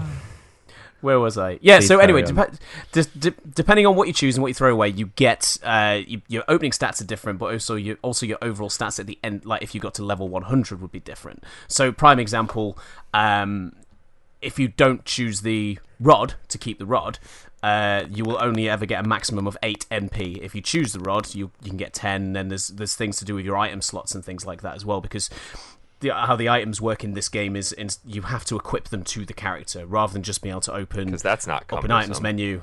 Yeah, exactly.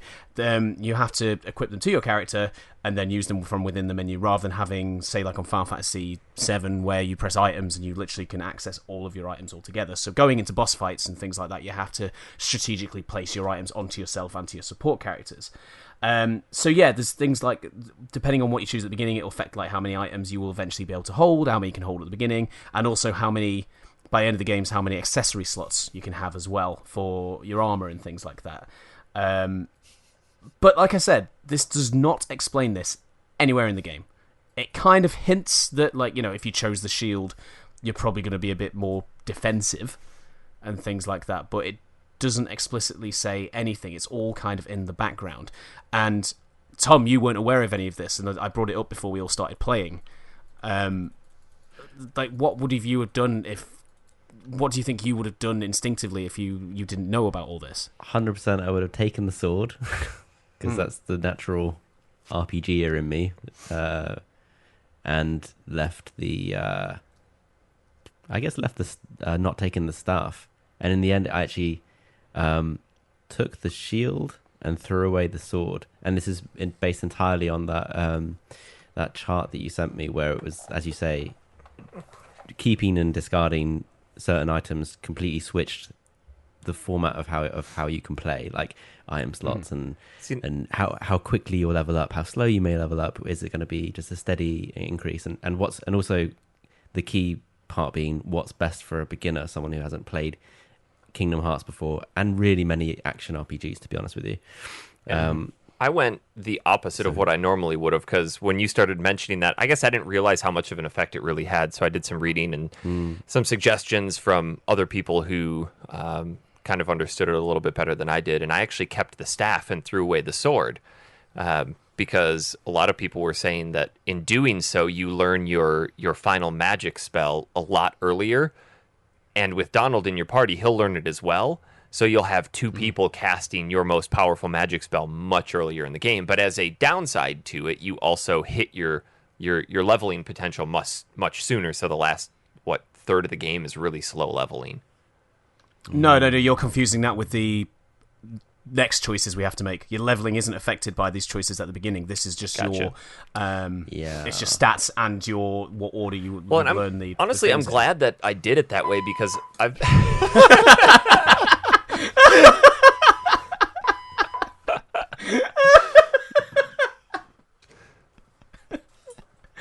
Has he muted himself again? Yeah, I think so. I've actually been enjoying using the magic this time around, and I'm finding that it's making the game a little bit more enjoyable and a little bit easier. The one downside to it, though, and I think you mentioned it, Mike, is that you don't get as many item slots if you keep the staff. Mm-hmm. So I think I only ever have 3 items, and it gets...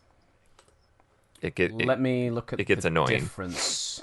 So I chose the same as Tom. I chose shield and threw away sword. So looking at this chart here, you'll start with 3. We'll start with 3 item slots, and we will end up with a maximum of 8. Whereas, what did you choose? Sorry, I chose staff and threw away the sword.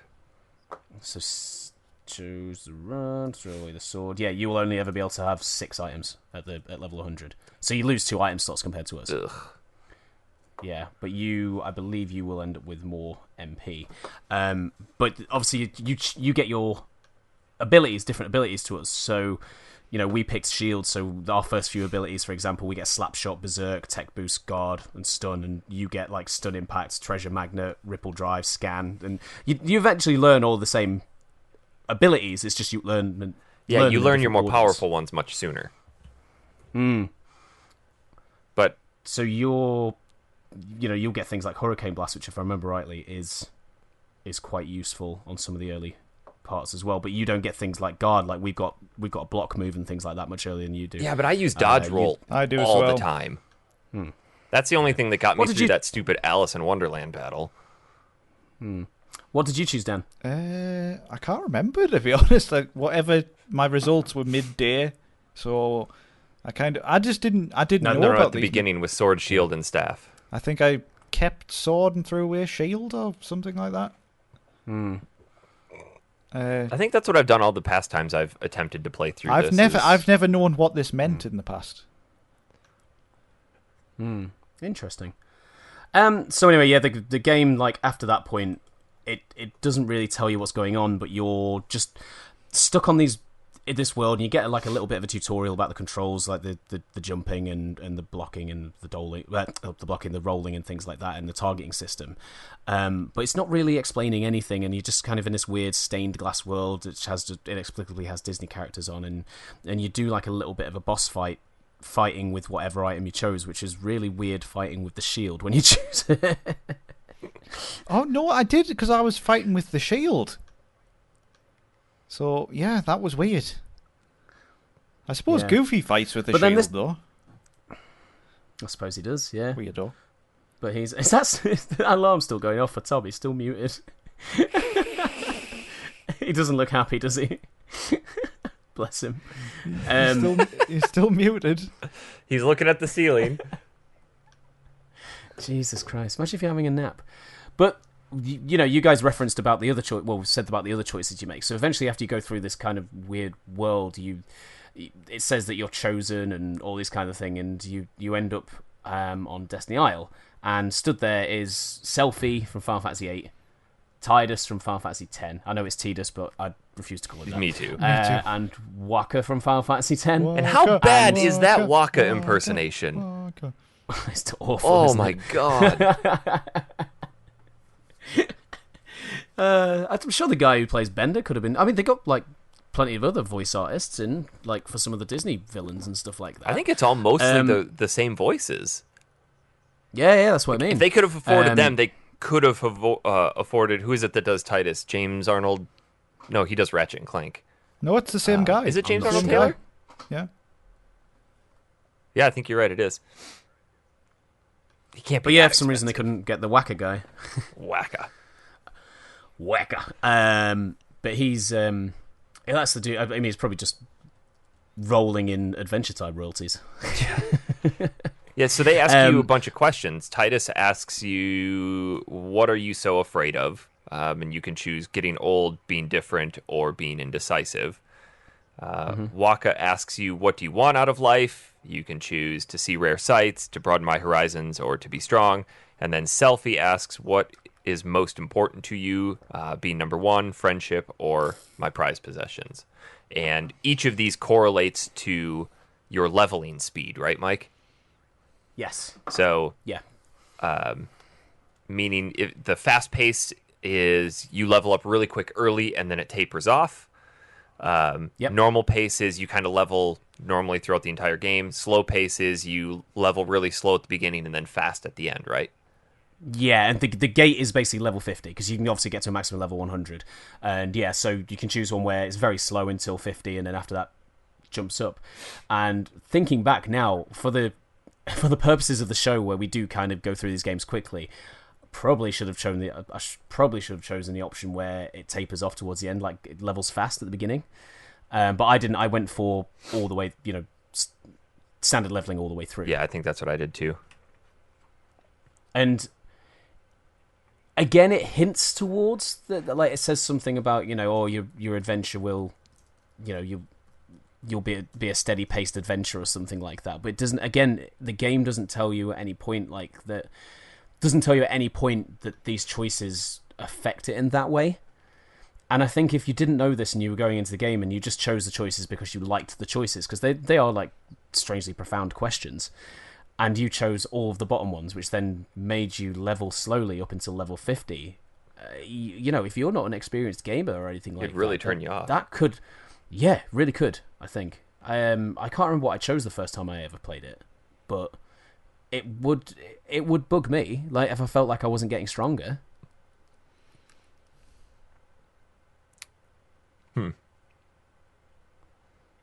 It just seems a really, really strange way to do it. Yeah, it's there very is a difficulty. obscure. Instead of I get why they did it, because it makes more sense than instead of just saying, do you want to level fast, slow, or medium? Do you want easy, normal, or hard mode? But there is a hard mode. There's proud mode. Yeah. Well, I guess we could argue though too that slow leveling is a little bit hard. I guess. After that, though, you get dumped into your first semi-boss fight with Darkseid, who's just basically There's a dark side. a giant Heartless that you have to attack.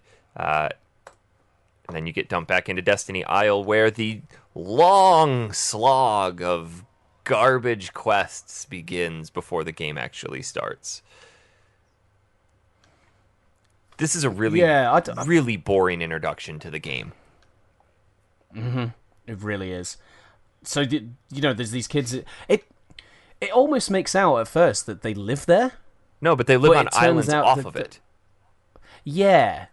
And then they're on about, building a raft and stuff like that. But how do they get to the island anyway? They have little boats. So when Sora wakes up from his when he wakes up and there's that storm going on, he jumps out his window and then gets to the dock, and he's like, "Oh, Riku and Kairi's boat," and then jumps off. So they take boats there. It's like, why are you building a raft? You can just take your own boat and go.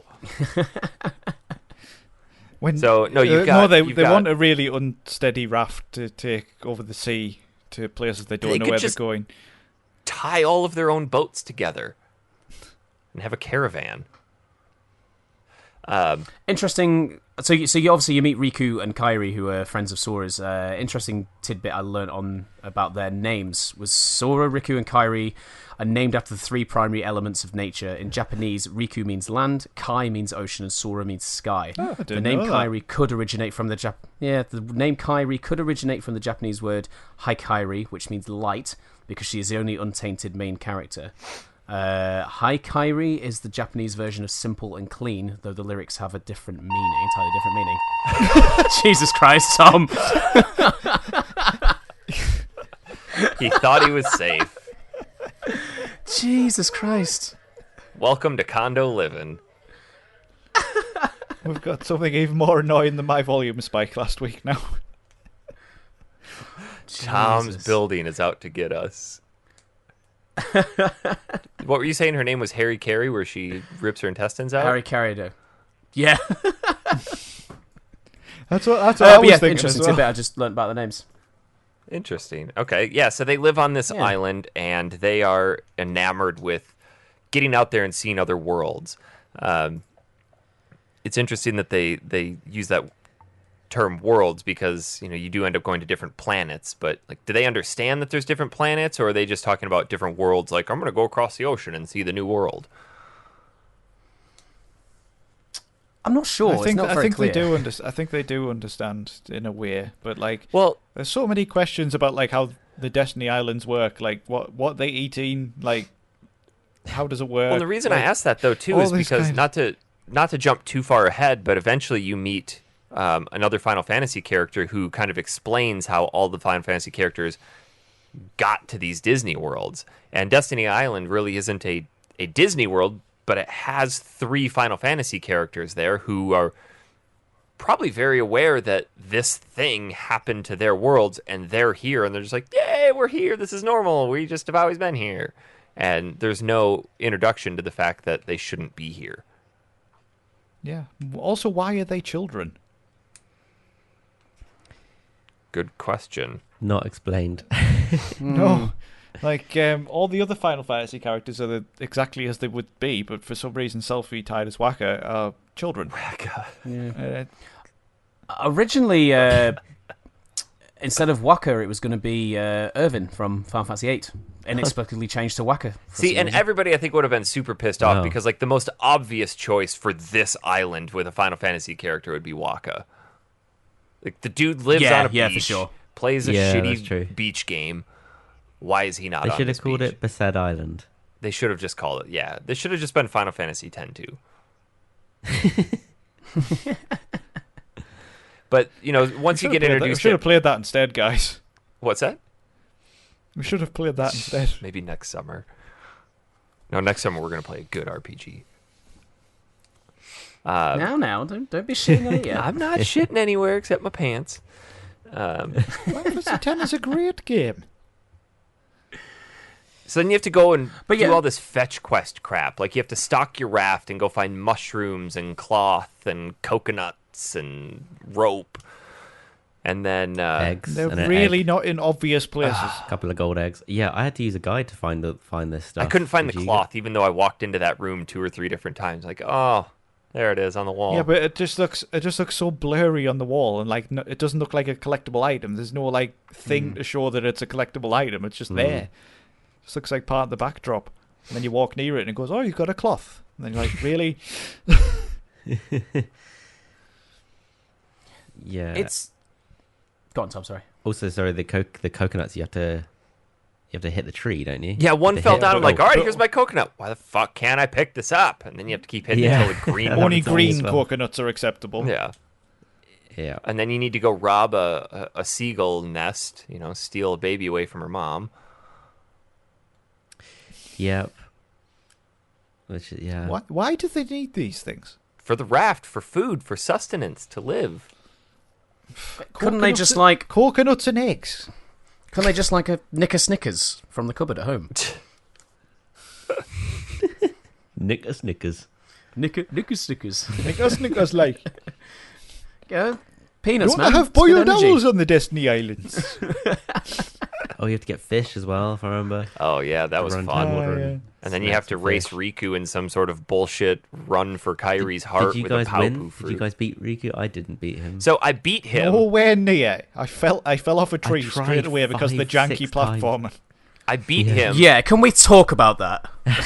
I beat him, but forgot that you have to physically press X to touch that star at the checkpoint. I just ran to Yeah. it and then ran back, and I beat him. And they're like, nothing's happening. You Like, didn't touch oh, it, yeah. shit. And I remember that he was joking about the Paupu fruit thing. So I'm like, I'm not going to race you again, dude. See, I wasn't sure. Obviously, I didn't know. I'm like, no, If Kyrie's you're heart's not going to at eat the stake- fruit with her.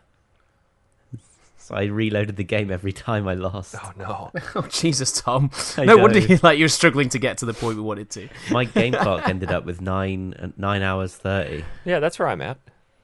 Is it? Okay, fair enough. Yeah, that's about where I'm at as well. No. But yeah, can we talk about that janky platforming?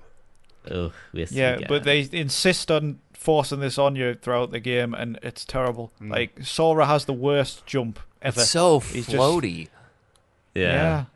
And it's just so hard to direct, and then there's a weird mechanic where you can grab certain ledges but not others, and then Yeah. sometimes you'll just fall off said ledge, but sometimes he climbs it. And then I just hammer circle when I get near a ledge, and that seems to work. So, Do you guys? don't- Because I'm sure it was in the original PS2 version as well, and it doesn't happen with any other command in the game. There's like a little bit of a delay between you pressing the jump button and him actually jumping, which makes the platforming so frustrating because the amount of times you go towards an edge, press circle at the right point, and then he fall just down. goes off the edge. I think I just Yeah, learned yeah. to jump well in advance. That happened to me just so many times, especially on the Tarzan level where there's yeah. probably more platforming than at least the other ones prior to it. This is true of a lot of older games with jumping, though. That happened a lot, where sometimes it wouldn't register and you just end up falling. So I'll be honest, even like if you try and go back to those PS1 Tomb Raiders, that can be really difficult. The jumping and in those ones. I know you're pretty used to it, Dan, probably. yeah. But you have to get used to it as Lara, like walking to the other side, turn around, like rotate. Do a little her, and couple then back hops. do a couple of back hops. Yeah, like One there back is a bit up. of- You walk to the edge, one back up, run forward, hold square. Easy peasy. Yeah. yeah. You just have to play the tutorial level, that's all. That's where we lose Eric. Yeah, skip. Tutorial instructions? Nah. Open the game. Oh God, Skip. I don't have time to play this. So yeah, I did find that was tough with Sora platforming because it feels like it's trying to be more than they're trying to keep it as an RPG, but then they're like, let's just throw in some platforming here, like Crash Bandicoot style. Like, no, guys, just stick to what you're trying to do here. So then there's a put- cave on the island too that has a mysterious door, and that's where Sora goes and carves his love for Kairi into the rock. But that Titus is always saying like, "Oh, maybe today I'm going to go and explore that cave." There's really not much exploring to do. It's a door into a big open room, dude. But that room is sort of how maybe that's how all the Final Fantasy characters got to got to this world. But after you do all the bullshit fetch quests, you go back home, you go to bed, and then Sora gets woken up in the middle of the night to a giant storm. Sees that it's over the island. He's like, oh shit, the raft. So he gets in his boat and drives over there. And that's when the Heartless all show up. How could they be so heartless? I love the Heartless. Like the standard enemies, the shadows. They're so gosh darn cute. And you get to beat him to death. Yeah, well, at this point, you only have a stick, don't you? And you try beating the Heartless. And Oh, yeah. Oh, God, how long did you try and beat them for until you realised you couldn't? I give it while. a good few minutes. I hate it's one of my pet hates on like RPGs and stuff where they throw these things at you where where you have to lose but you don't know about it. Yeah, and it happens a lot on Final Fantasy. Kingdom Hearts has a couple at least. In the first up to where we've all played. There's a few fights that you can't. You could win, but like story wise, you're sort of it's just never super obvious that this is the case, and then it just ends up being frustrating, I think. But yeah, whatever. Yeah, that's a trope that you still see every now and again. Like, just make a cutscene, and don't make the gamer lose. All right, Kojima. Sorry, mate, that's true. It's good game design. Who wants to play this bullshit? Let's just watch it. Yeah, so where do you go to actually fight them again? You have to go up to the large platform where Riku Oh, that's was. right. And he's getting sucked up into the vortex. Yeah, and then the Keyblade appears, doesn't it? Is it at that point the Keyblade appears? Yeah, Keyblade just randomly appears into Sora's hand, and suddenly he's just able to use it to fight the Heartless. 0 to hero. Just like that. Now, see, the Keyblade, right? Is the Keyblade sharp? Because otherwise, how does it hurt? Is he just bashing bits of metal off the head? Blunt objects hurt more than sharp objects, right? Like a cut from a blunt knife hurts. Yeah, but it's a blade, so I imagine it would cut more. I think it's a blade more in name than function. It's not the key baton. The key stick. The key club is what they should have called it. Key gun. Doesn't sound as magical though, does it? Yeah. Really. Does Leon get the key gun? No. It's the gun Maybe. key. Gun key? Oh, it's a bit gunky, this. Got a new weapon, Sid. Mine's a bit gunky. But the interesting thing, like, I know I said that like we're going to present the story as it, go through the story as it's presented to us in this game. But we're not. Well, no, we are. But like, I just want to reference a couple of things from like the later games. Anyway, the thing that I noticed playing this now after playing 2 and 3 is that the Keyblade. Sora is the Keyblade warrior. It seems like he's really special. He is the one with the Keyblade. He is the one who's going to go and, defeat the Heartless and things like that. Whereas, like, in Kingdom Hearts 2 and 3, every fucker's got a Keyblade. Yeah. There's that many fucking Keyblades going around that, like, if you haven't got a Keyblade, you feel left out. Oh, no. There's actually literally a section of Kingdom Hearts 3 where there's thousands upon thousands of Keyblades. Oh, well, that defeats the point. Feel a bit Yeah, special It with just your goes to Keyblade. show that you're not special. Yeah. No, You're it's not so a special after all, shame Sora. going forward with this, how the series kind of got bogged down in all this bullshit and things like that. It could have been a lot better than it was, in my opinion. It's just, they went the wrong way with it. Well, I think Well, was it's funny. Mike They was should have saying started that they- phasing out the Disney and incorporating more Final Fantasy. I was going to say, as Mike, you were saying that after you're playing this off the back of playing 3, it's like, oh, why did they get rid of so many like Final Fantasy aspects of this game? Like They really did. It was a nice 50-50 crossover, so to speak. Like in this game, I looked that up this week. Apparently, they decided to cut them out because their story was getting so complicated and they had so many original characters. They didn't want to put more Final Fantasy characters in it. But the thing is, that sounds like bullshit to me. So they put the Final Fantasy characters instead of like original characters in the first place. It just makes no sense. It makes no sense. It's had a long and storied and complicated history, this game. So But it's funny though because it reminds me of like another Disney franchise. Like the Pirates of the Caribbean films, the first one is like a quaint little pirate story, and then like as the second and third ones progress, the story becomes absolutely bloated and all these crazy things happening, and then every fucker is a pirate by the third one. Like you turn around, oh, he's a pirate now, he's a pirate now, and you know it's same here. First one's kind of a bit of a quaint story, and then it gets bloated, and then every fucker's got a keyblade. Yeah. Like, is this a Disney thing? I'm not sure. So it makes me wonder how much control they have over the Disney aspect of it, because surely Disney has to approve absolutely friggin' everything they do. Yeah. So, Well, apparently, I'm reading a thing here, and it does contradict itself a little bit, but I'll read it as it says. Sora's role as a hero was originally meant for Mickey Mouse. You'll notice that Sora wears large yellow shoes, red shorts, and white gloves. Disney also then wanted Donald Duck to be the main character, but Tetsuya Nomura wanted a human protagonist. Donald Duck is just annoying. Oh, he's obnoxious. Anytime I was playing it, Kat was like, had to put her headphones in because she can't stand his voice. Yeah. I quite like it, but she... I like Donald Duck. I think he's funny. I think he's sassy. I like it when they're fighting over who controls the gummy ship. Yeah. That's quite funny. So once that whole Keyblade thing appears, you get sucked up into wherever, and you have to fight Darkseid again. And that's when the actual main point of the story kicks off, where you meet Donald and Goofy, who are going to see King Mickey, and they discover that he's gone missing. Then Queen Minnie and Daisy Duck send them on a quest to go find King Mickey. Well, Mickey's left a letter, hasn't he, saying that he's going to find the key. Yeah. It doesn't say anything else, just dicks off. Guys, I'm off to find the key. All right.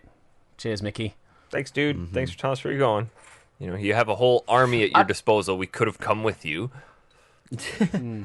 I do like how they kind of use Mickey in this game, because obviously Mickey Mouse is the Disney character, isn't he? And you never, you don't see him for so long. I mean, at the point where we're planning to get up to for the show, you never actually see Mickey at all, and he's like this almost kind of mythical is probably the wrong word, but he's definitely kind of this mystical character. Yeah.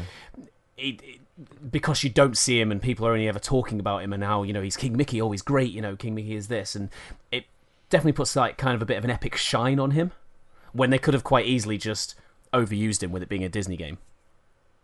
Yeah, that's true. It was good because, like you say, Disney Mickey is like he's the face of the brand, isn't he? And so he's trust. He's a bit of a god an unseen. Not sure if chicken or Mickey Mouse. Unseen creature. Wasn't that you, Mike, who gave us the insight as to what Mickey's orgasm sounds like? Did I? Yeah, there's one of your first episodes. Hey, you had mine last week after the Final Fantasy VII incident, so you need Mickey Mouse this week. I don't remember that. It was fun. Oh dear. So you end up in Traverse Town. This is kind of like a has in between world, like a hub world, isn't it, for people that don't have worlds to inhabit? Is that right, Mike? It's purgatory. Yeah. Yeah. Yeah, Christ, that's dark. Can I just say, we've not brought it up yet, but the soundtrack of this game, Excellent. I love it. Yeah, like the Traverse Town music, just really just delightful. Well, even the sound effects too. The like moving between the different menus. That's one thing that really makes Final Fantasy stand out too. Is if you were to play the sound effect of like moving through the menu to a true Final Fantasy fan, just that sound, people are like, that's Final Fantasy. Same thing with Kingdom Hearts. Well, look at that State of Play the other month where they showed all the Final Fantasy VII stuff. When at the beginning of State of Play, they have the image of the PlayStation 4 turning on, don't they? And when they had that Final Fantasy one at the beginning, they had the menu sound from Final Fantasy VII, and I was watching that, and the moment that bring happens, I was like, "Fuck!" Yeah, that happened to me as well. Yeah. It's crazy how important sound design is to the success of a game, though. Definitely. Yeah. And who did the Kingdom Hearts soundtrack? Was it how do you say his name? Nobu Uematsu? No, I don't think so. All right. We'll look, but anyway, onward. Well, it sounds a bit different to his usual stuff, so maybe not. Those menu sound effects. Some of them feel like they've been lifted from Final Fantasy VIII. Yoko certain ones, Shimomura is who it was. which was really cool to hear those again. And yeah, the soundtrack's nice. I do like the soundtrack. I Yeah, got it's a good sometimes soundtrack. a bit repetitive because I was spending too much time in one world because they're just looping and looping and looping. Yeah, but that song for Traverse Town is great. Yeah. I can't remember it now.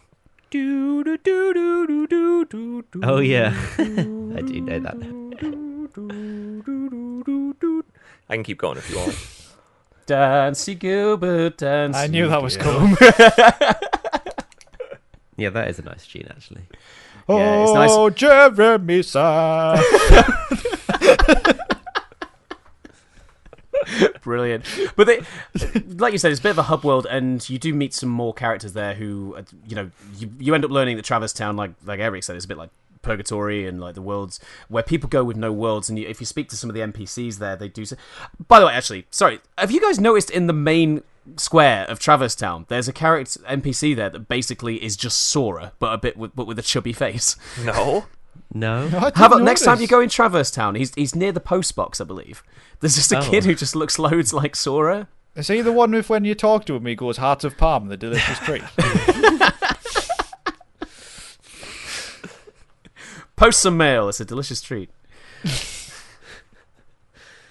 no, but there is a chest there that I can't open that is annoying me.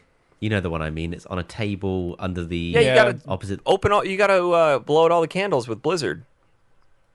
Oh, It's either blow out Oh, all the candles or yeah. light all the candles with fire. It's one of the two. But you got to do it, and you only have Yeah. a few seconds to do it all. Yeah, he's right. You know, Didn't know that. I don't like to say this, but Eric's right. not just a pretty face. I'm gonna sound clip that. Oh no, it's going to come back to bite you. Set it as a- But yeah, you end up meeting some more characters there, and more Final Fantasy characters. So like Sid is running the accessory shop, for I'm example. so glad they There's some used Disney- Sid from 7. 7, yeah. He's in everything, isn't he? That's the running thing. Sid is in every single Final Fantasy game. Yeah, in some fashion. Yeah, but they could have used any of the Sids from Final the only Fantasy, thing that would have been couldn't they? cooler is So- if they would have used Oglop Sid from 9. Brilliant. Oh, they should have done. Yeah, that would have been. Yeah, because Then he turns into a frog halfway through. that would have been brilliant, actually. And then obviously Huey, Dewey, Louie from Disney are running the item shop, and then this bit in Traverse Town is so through little cutscenes you find out that Donald and Goofy are searching around Traverse Town trying to find this key, and this is kind of a bit of a frustrating area where you're not given a task. It's kind of a just look round, and you look round, and you're constantly being attacked by Heartless and things like that. And as you go through doors, and now me and Eric had a bit of a debate about this, because I seem to think that basically it's just searching the town, and the cutscenes happen as you go through doors. You seem to think it's actual specific doors that trigger specific cutscenes. It is Yeah. because I went through doors and then nothing was happening. Yeah. So Before that, same. before that, I it hate kicked to off. I hate to say it, but he's right. 2 times in a row. That's it. Everyone run away. The end is nigh. That's it. Show's over. We've had a good run. See ya. Yeah, I genuinely think that's how it's done. Is that there's a certain order, because you come out a certain door, and then they come out, and then you have to find the next door to go in, and then they come out a different one, and it's just trailing them around. And then at no point in time do they ever give you the indication to go back and talk to Sid, That's the only way to trigger the next the part next of the game. boss and I fight was- with Leon. Yeah. Oh yeah, that's it. Leon, who is not Leon. He is Squall, He is Leon Mr. Hart. Squall. Yeah. And I like that they kind of nailed Squall in his poses and animation and stuff. It was Yeah, very they've Squall totally like. done it really well. It's with the it's arms really folded cool. and the looking down and Apparently- yeah, it just worked. The interesting thing about his Apparently look. with enough. Sorry, go down. I was going to say, apparently with enough patience and skill, you can actually win that fight against Squall. I did I win. did. Did you? Yeah. Well, get I you, didn't. sister. They thrashed me. I Because- got patience and skill. So Because if you beat him, when you leave Traverse Town, Squall gives you an item, but you're given it via Aerith. Aerith is like, "Oh, Squall wanted to give you something," and then he has. Here, lad, It's the take same me thing. gunky. But yeah, Squall's appearance in this is partially based on his initial design for Final Fantasy VIII, because he was originally designed to have like longer hair and more feminine features. So the version of him in this is based more on that. Japanese male video game characters with feminist features? You don't say. Hey, he's the best looking guy here. Ooh. So you end up having a fight with Squall, and I can't remember the reason why he attacks you. I don't know why either. It's like, oh no, I like you, man. It's Let's just not because it's fight. cool to fight Squall. Yeah, true. And then whether you win or lose, he kind of knocks you unconscious, doesn't he? And you end up waking up in a Doesn't it hotel have something room. to do with their ego? Maybe? I don't know. Squall's a weird guy. And you wake up and there's also Yuffie from Final Fantasy VII and Aerith. Her hair. Holy cow. They went full spike on with that.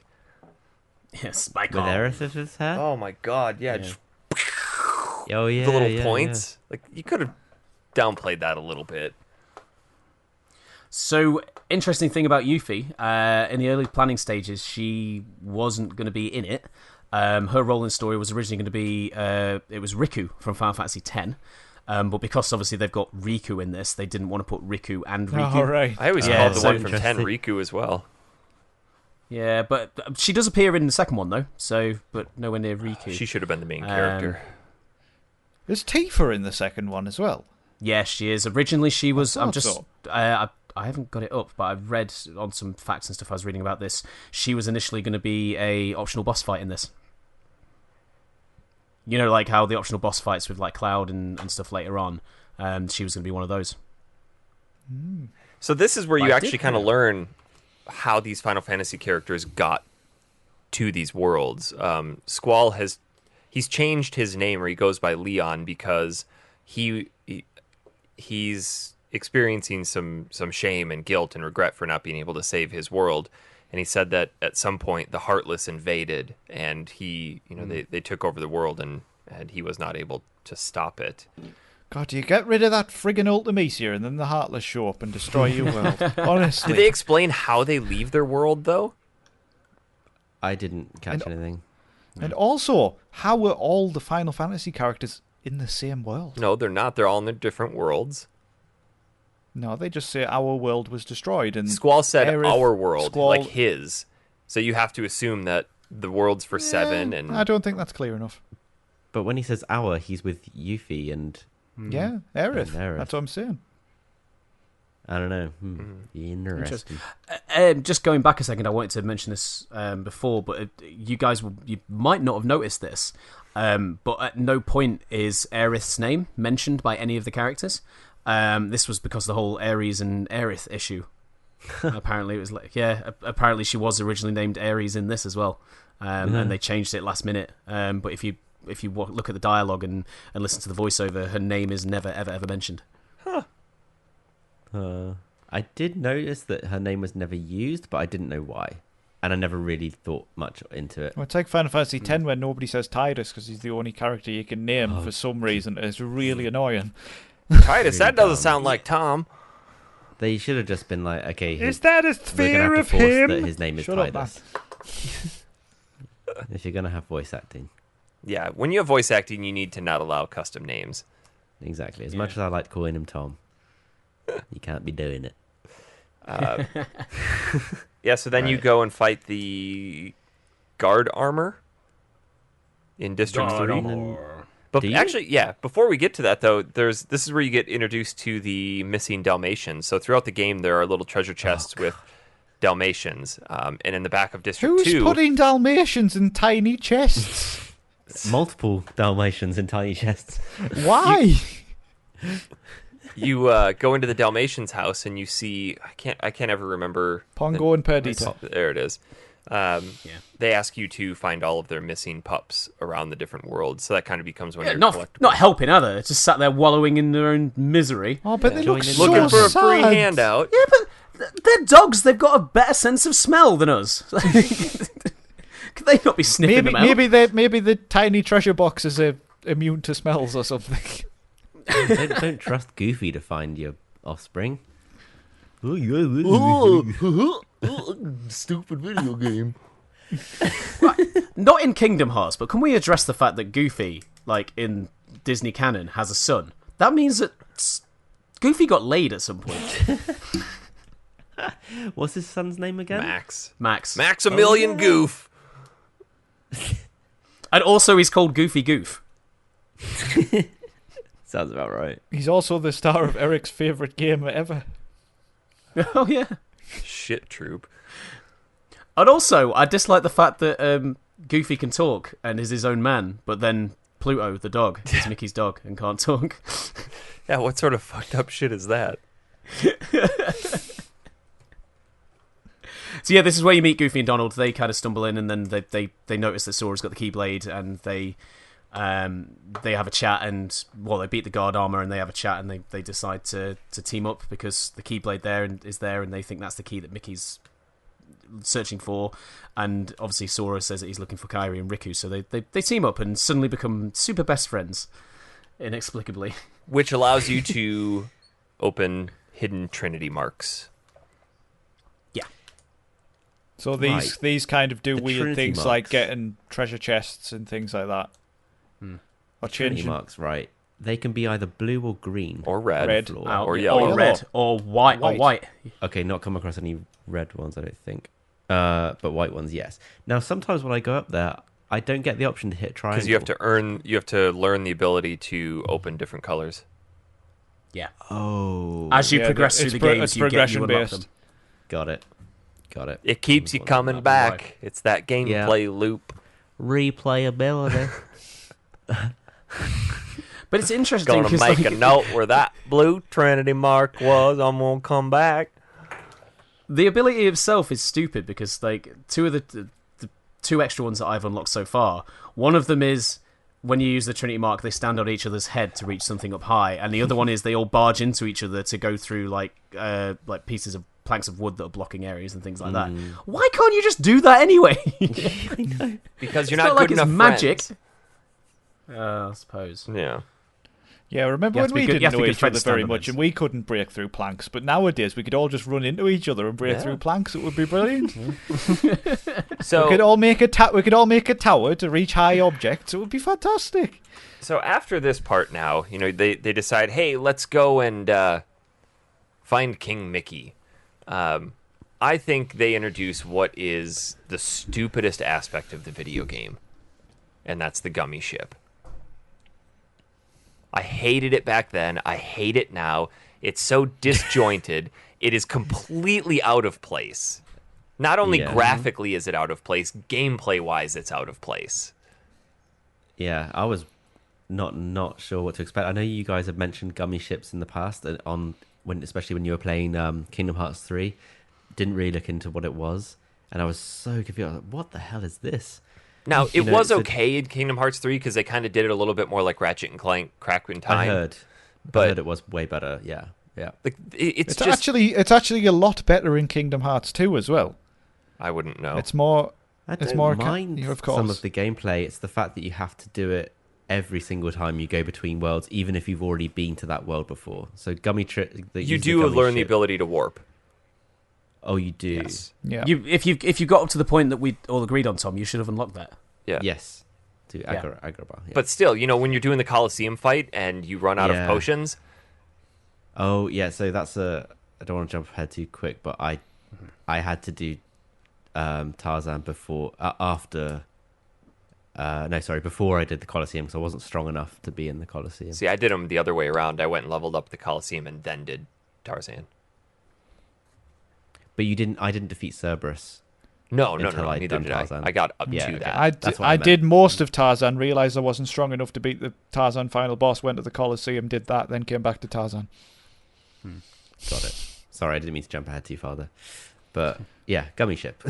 So you're this... They're like flat, monotone colored cubes that have just been pressed together into something that resembles a ship. And you're made to fly like pseudo Star Fox style down this ridiculous looking space tube and shoot horribly aimed bullets at ugly blobs in the distance for no purpose other than to For a extend while. gameplay. And they're not short. No, like No, they're not short.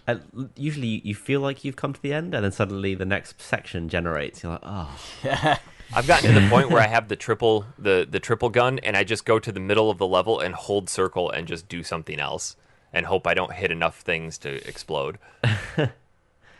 okay, I should try that.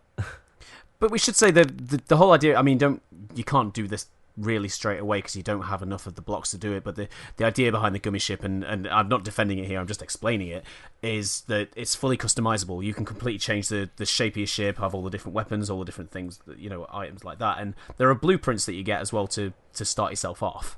But like, I have never.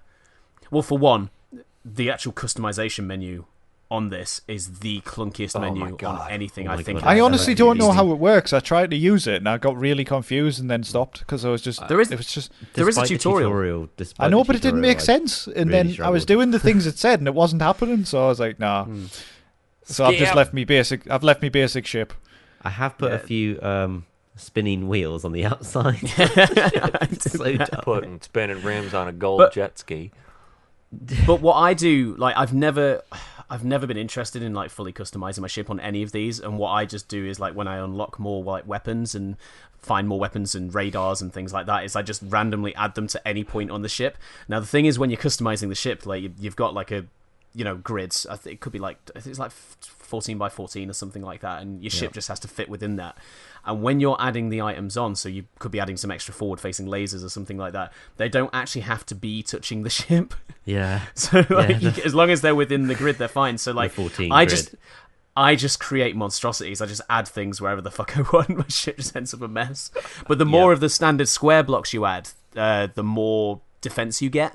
So like, I'll just add random squares around it, and honestly, it just looks an absolute See, I like mess. the gummy ship in Kingdom Hearts 3. I just made a giant flying dick, and I can't do that in this one.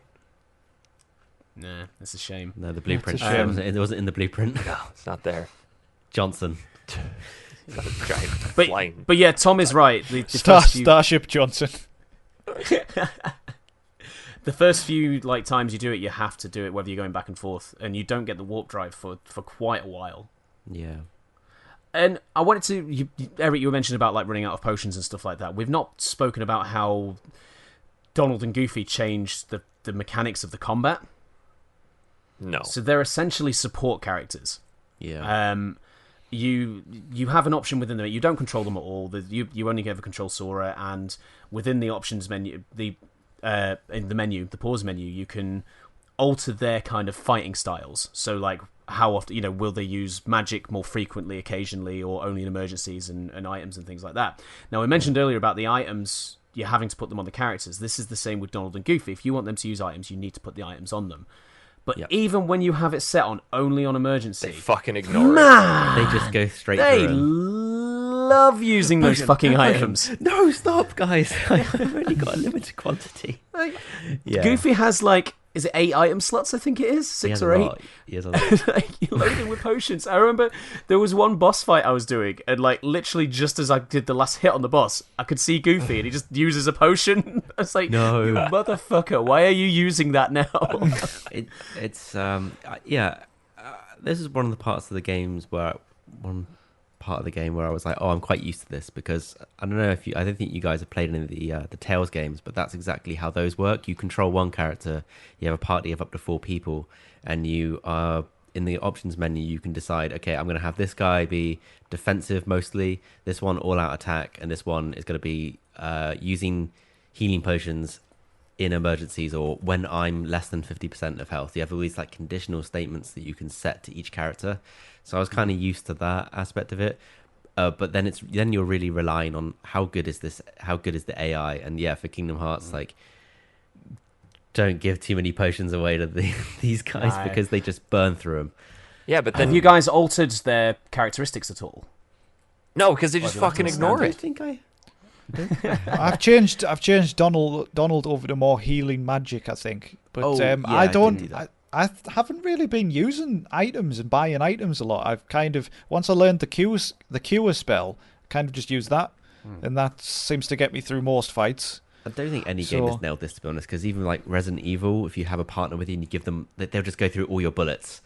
See, I think Final Fantasy 12 did a really good job with the gambits. Oh, okay, I've not played that one. Yeah, I'm not sure. Yeah, but on the gambits essentially assigned to your character as well, No. a little bit. Whoever you control. No, you assign it Well, to they can everybody. be. Well, yeah, you can gambit literally everyone. You can set that game up to the point where you just do nothing. Sounds exciting. Yeah, you should play it. It's great. You have to move. You have to move your character forward. But I had to, going back to the characteristics of the Goofy and Donald, I did change mine because one thing I forgot about this game, and it's happened every time I've played it. If you leave, well, for one thing, if you leave Donald to just use his magic willy-nilly, he never has any fucking MP.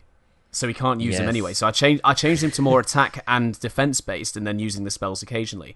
But Donald, if you leave him on standard things, Donald is just always fucking dead. Always. Yep. Yes. Always. I only just changed his characteristics because he was always just down and out every time.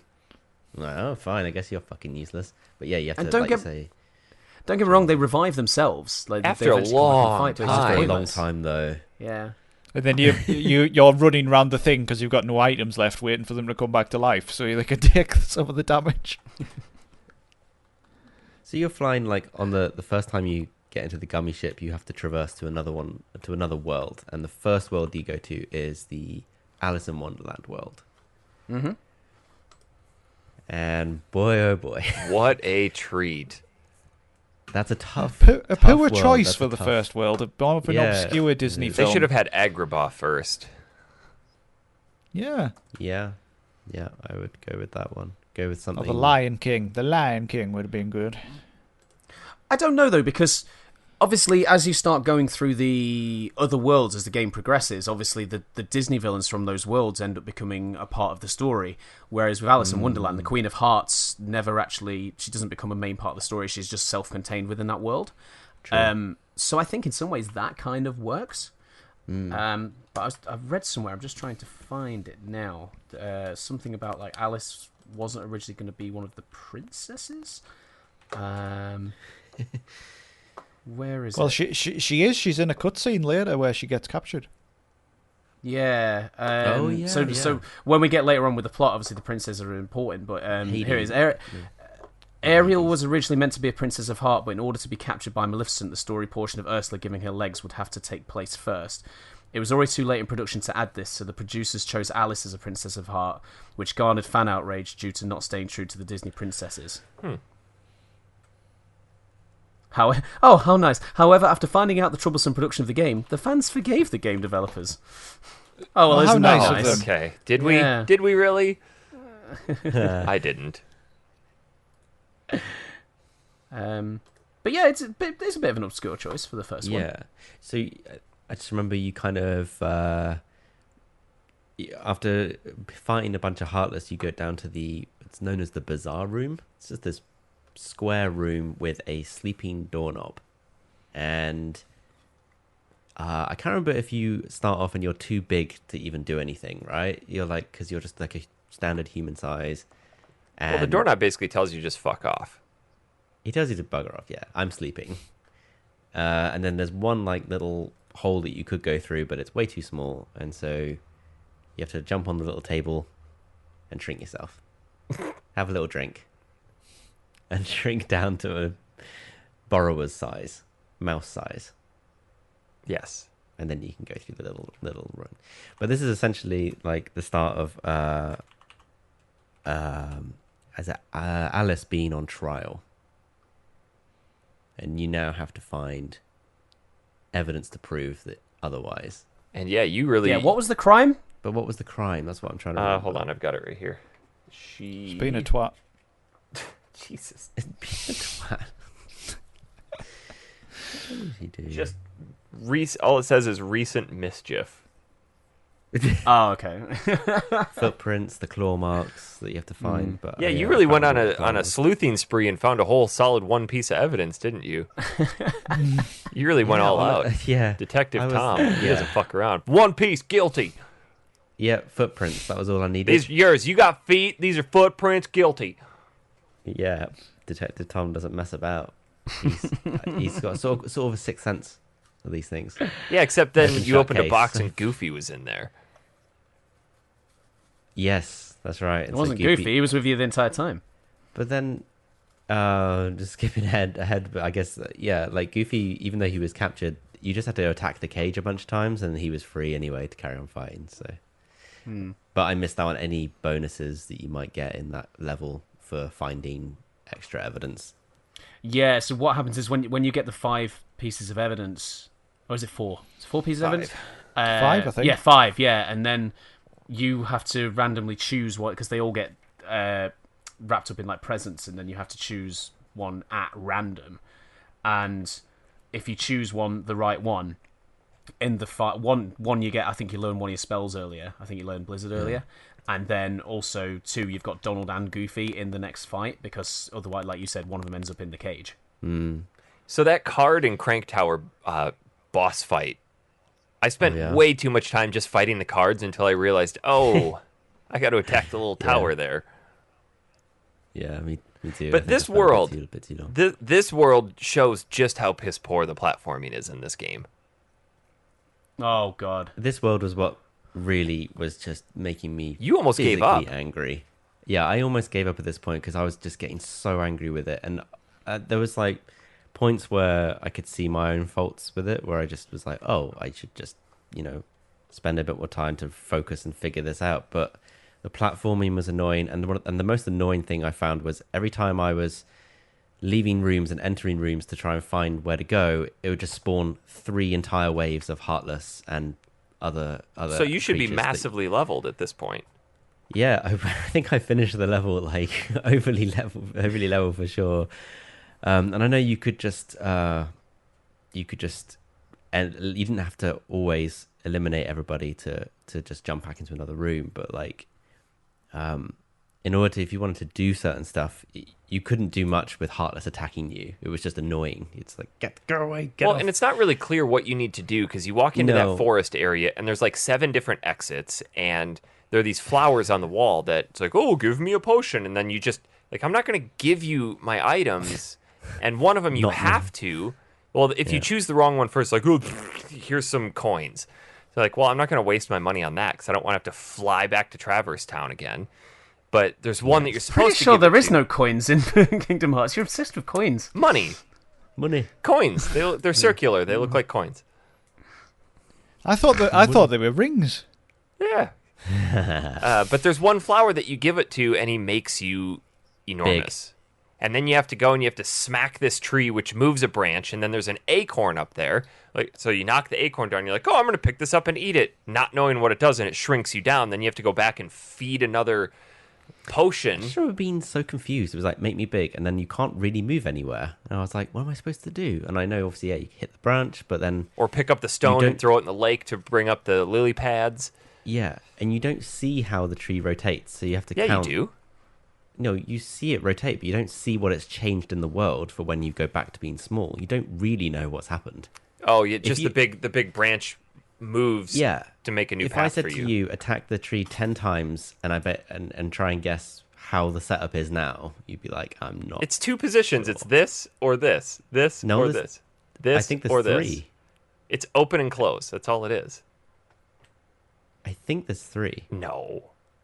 I don't think there is. I think it's just 2. You might be right. I spent way too long in this world, and I was really struggling with it. I got really lost as finding my way around, and all the guys just kept telling me to go back to Lotus Forest, and I was like, all right, I've been here a dozen times. I don't know what to do, but I figured it out. I'm actually glad I pushed through.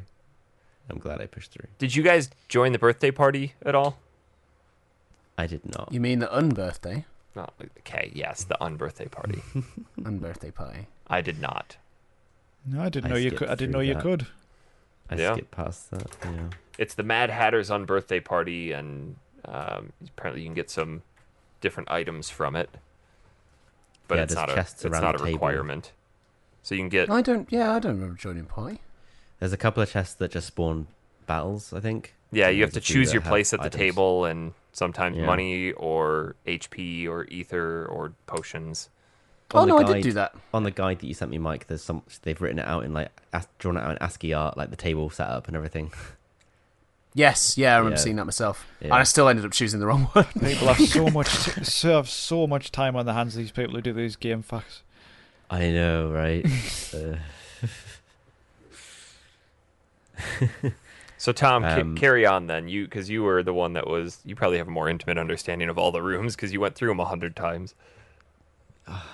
Yeah, I did, and to relive it now is even painful. We have to go into the inverted Bizarro room and open a faucet. You do.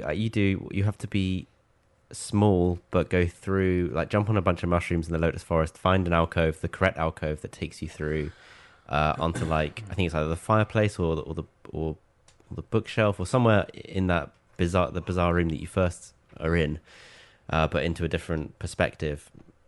So you might be standing sideways or upside down on the room, and you have to open the faucet, which will then... Oh, and you also have to light a couple of candles as well, I think. That might... Oh, yeah. Yeah, you do. The Cheshire Cat's there, and he's like, oh, if you want to see the shadows, you're gonna have to light a couple things in here. Because I was speaking to Eric, and I was like, I don't know what I need to do. Like, he's like, is the Cheshire Cat there? I was like, no. Okay, you need to go back and find something else. You need to go and do something else to trigger him being there. And so it wasn't until I actually lit those 2 lamps that then I go back to the bizarre room as in small form, and he's there. He's sat there on the table. I'm like, great. This is gonna trigger something, surely. And it triggered probably the most annoying boss fight thus far. Jesus! Yeah, the Trick Master. The Trick Master. Yeah, wow. It's just I don't know what they're thinking. This starts a trend in this game where they have bosses where the actual portion of them that you have to hit is in the air, and 9 times out of 10 you can't get to them. Yeah, so you have to just keep jumping and hope that he's at a stage in his animation where you can hit it. Exactly. This is why it took me so long. And you can jump on the table and then launch off towards him, but then he starts squishing the objects in the room. Yeah. He removes the table. He sometimes removes the chair.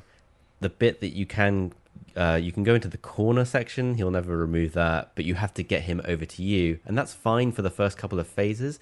Eventually, if you wait long enough, he starts setting his batons on fire. That gets you hairy. also have to be careful not to you can't use your fire on him, because you can knock his flames out, but if you use fire on him, it will light them. Yeah. Oh, that's why I was doing that. Dodge rolling the hell. I think I was doing that as well. I think I did this one by the skin of my teeth. I think Sora was down to his last bit of health. Donald and Goofy were both dead, and I kind of just ran around and chipping away as best as I could until finally he died. I think this fight took me 5 or 6 tries. Yeah, me too. And I was like, when I actually had beaten him, I was like, yes. Well, I finally discovered that the best course of action is just stay down underneath him and just jump, because I was watching what Goofy was doing, and that's all he was doing. But then you'd only hit him maybe once every 6 jumps or something. I actually did the same as you, Eric. I noticed that as well. I noticed that's what Goofy was doing in between dying constantly. So. That must be your Dark Souls mentality kicking in. Like, hell yeah. Take your time. Stay in the legs. Take your time. Yeah. But after you finally beat him, then you learn that your Keyblade has the ability to start sealing off these worlds, right? Factory sealed. A key can lock things. Who knew? I thought they were only meant for unlocking. So yeah, you go back to where you drop into the world. There's a keyhole in the wall. You shove the key into it. You turn it. World sealed. Everyone's happy. You don't actually point it out and the light comes out. Yeah, same thing. Thought this was a key, not a flashlight. That's what I'm thinking though. Like, wouldn't it make more sense for him to put the key in the keyhole rather than go, ooh, shiny light? So we decided to go through this game in the kind of make sure we went through the worlds in the same order, based on what was it, battle level? Yeah. So the next one is the Colosseum, which really isn't much of a world other than you go in and there's a tournament, and you fight through that, and you meet Cloud, and there's a little bit of a plot dump there with Cloud and Hades. This is the Hercules world, by the way. Yes. Yeah. Well, in this, I love that they got James Woods for Hades in his appearance for all these games. which is perfect as well. Because I think if they, I don't know if you guys have seen Hercules, but like he's awesome in it, and the fact that good. like he is in there, and is it actually Danny DeVito that's as what well? I No, thought. it's I not. think No, it's it not. I is checked DeVito. yesterday. It's not. It sounds so much like him. Yeah. It's brilliant. The voice acting is brilliant. I loved it on Kingdom Hearts 3 where Phil's in it and he doesn't speak a word, so clearly they couldn't get any voice actors for him. Yeah, I remember that. It was that reason why I thought maybe it was Danny DeVito in this one, but Yeah, you have to prove to these guys that you're good enough for the games by doing some smashing barrel challenges. But then, well, no, yeah, he wants you to move the block, but you can't, and then you go Oh. outside, and Hades gives you the battle pass. Oh yeah, that's right. Yeah. And then Phil just accepts this despite the fact that the rest of the world is entirely empty and nobody would have given you one. But then you have to fight. I think it's 6 or 7 battles, and then with the final one being Cloud, like Eric said, you don't have to beat Cloud. I believe. Like I didn't. Beat No, him. you don't. No, can you? Yeah, I He's got beat him. 300 HP at this point. Yeah, I beat apparently him. you can.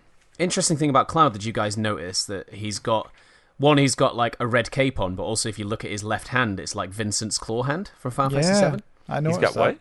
He's got what? Sorry. Vincent's hand. He's got like Vincent's hand, his left hand. You know, like Vincent's got that weird claw hand. And he's got Look at half Cloud's a wing left hand. too. Oh, I did not know. And he's also, got- why he's is the got a Buster red Sword cape on. and bandages? Yeah, that's what I wondered as well. Who knows? But he's got a, at least in the pictures in this guide, he's got a wing. So It's just when he hurts somebody with the Buster Sword, they can take a bandage off to wrap themselves up because he doesn't want to hurt them too much.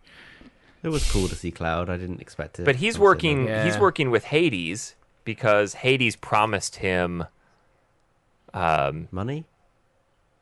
Oh no! No, it was aid for something. Well, Finding your- basically, you find that finding your Cloud light. is searching for someone. He's searching for his light in a world of Which- darkness. Maybe he's looking for and Ares. he's searching for someone. I liked that they kept, Cloud has that same in that first scene with Hades. He has that same kind of mercenary mood to him, like uncaring, just like I'm out for myself type thing. Yeah, he does actually. Yeah, quite like he's that. it's kind of more like Advent Children Cloud than Yeah, original yeah. Cloud. I would say, like more the whiny kind of Cloud.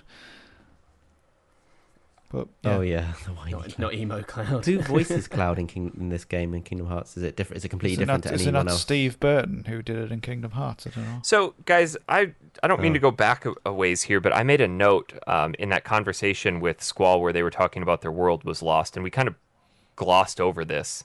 The name Ansem has come up at this point, who's obviously a major player in the rest of the games, but Squall makes mention that Ansem was the leader of his world, and he was there studying the Heartless and creating this report, and that report has gone missing, and the villains of the Disney worlds have kind of banded together. Ursula and Maleficent and Hades and the guy from Nightmare Before Christmas. I can't remember his name. Oogie Boogie. Yeah, Oogie Boogie. they're And Captain Hook and Jafar, the best villain, Jafar. Yes, I love Jafar. yeah. Because and- there is that. Is it before you go in the Colosseum, you get that cutscene where they're all kind of in shadows, where Maleficent is there and you see all the guys in shadows. And you can obviously tell which one is, and they all Yeah. get like a little bit of voice acting. And like, I remember the first time I played this many years ago, like when you got to that moment and it was kind of introducing all the villains like that, and me being the fan of Disney that I am, like kind of marked out at that scene. It was awesome, really, really good, especially when like Jafar turns up as well, because like I absolutely love Jafar. Well, and you can tell that the villains want this report so that they can have control of the Heartless then. But we also skipped over when Riku finds Sora after that. No, that's coming up, isn't it, in Traverse Town? Yeah, that's not okay, happened never yet. mind. Yeah, We're it's not to not that happened point yet. But yeah, Spoilers! we forgot to bring up Ansem. Yeah. Oh god, man, the whole Ansem thing gets complicated in the 2 and 3. Oh god. Yeah, I won't go into it now. Yeah, so after you beat yeah, it does. Cloud, then you're dumped I into couldn't a even boss if I battle wanted with... to, Mike. I don't know what happens. Cerberus. with Cerberus, and that's when I was not prepared for. I lost a couple times, and I was like, "Nah, gonna skip." All right, let's go to the And he shit goes- world of Deep Jungle. Oh my god. Well, just quickly, did either of you, Mike, Dan, beat Cerberus on the first attempt, or did you also go to?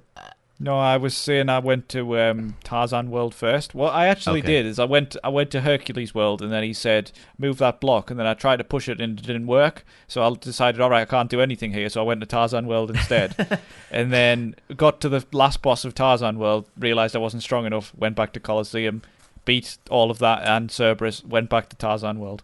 Got it. Oh, and all that gummy ship flying in between. Yeah. Ugh. Well, I Love me some gummy. Ugh. I didn't beat Cerberus on the first attempt. It took me 3 or 4 attempts, but I didn't leave the world to go and power up or anything. Nice. I stayed there. I and did it. found the best way to beat Cerberus was to stand on the seats around the edge of the arena, and then you could kind of jump and hit his heads. See, I just stayed under Which- his head until he started spewing out his purple vomit. And then I used dodge roll Yep. for purple vomit. Yeah. Until you roll into one at one point and die. Yeah. And this boss suffers from that thing that I mean, you guys were mentioning before about having to jump up to hit the hitbox, and Cerberus is the same. I mean, Kingdom Hearts has this Yeah. really, really awesome way of having these huge, gigantic bosses. Like they tower over Sora and everything else, and they're quite magnificent in that way. But this thing of having to jump up and hit rears its ugly head again with this. Yeah, but in it does. 3, It worked I in rather 3 liked it. because you had the traversal, because you could run up walls and jump around and things. Also in Dream 3 Drop just wasn't as Distance. clunky. Yeah. Yeah, true. And Cerberus also does one of the side heads does get quite low, and you can just spam that Yep. one constantly with the keyblade. That's what I kept doing. Yeah. But Deep Jungle, oh boy. Oh. Oh god. This makes So I've been having a think about this, because I hate this world as well. And I, again, years ago when I played through this, I nearly quit here because I hated it. I just can't stand it. But one of the things I'm thinking about is, of all the worlds in this game, I've never seen Tarzan, like Disney version. And of all the worlds in this game, it is literally the one I have least connection with, which probably doesn't help as well. See, and I love the Tarzan movie. I think it's But the fantastic. level design in this world is bad. Straight up bad. It's bad. It is. It's not. It's like disconnected from the rest of the game. It's like so odd. everything It's is so just odd. super random. There's no direction to anything, and it's kind of just wander around until something happens. With Well, yeah, occasional you start janky off up in the platforming. tree, and then you make your way Start down from to the treehouse. vines, and you're like, okay, well, oops, I fell off. Here are the hippos. Do I go back up and jump around randomly to find nothing? And then you have to stumble through this thicket and get to the camp where you find these recipe cards and notes, and then you meet Jane, who's there, and then what's his name, Clayton, who wants to kill all these gorillas, but occasionally Sabor shows up. And Oh yeah. just like, why is this thing here? Like, is this a boss? Is this an enemy? What is it? And you can, And also, Donald and Sora have fallen out for no apparent reason as well. Yeah. because they wanted because to they land crash the land, gummy don't ship. they? Yeah, and they crash land. Yeah, Yeah. it's Because just you go up to it and Sora wants to land on it, Donald doesn't, and Sora takes over the controls and they crash. And you slide down a branch for some reason. That's a really weird part. That just doesn't Well, really... Yeah. The branch Which later doesn't on, work properly. the branch later on does turn into a mini game to unlock some items and stuff. If you go back to Tarzan Oh, World, okay. why would you want to go back there? But well.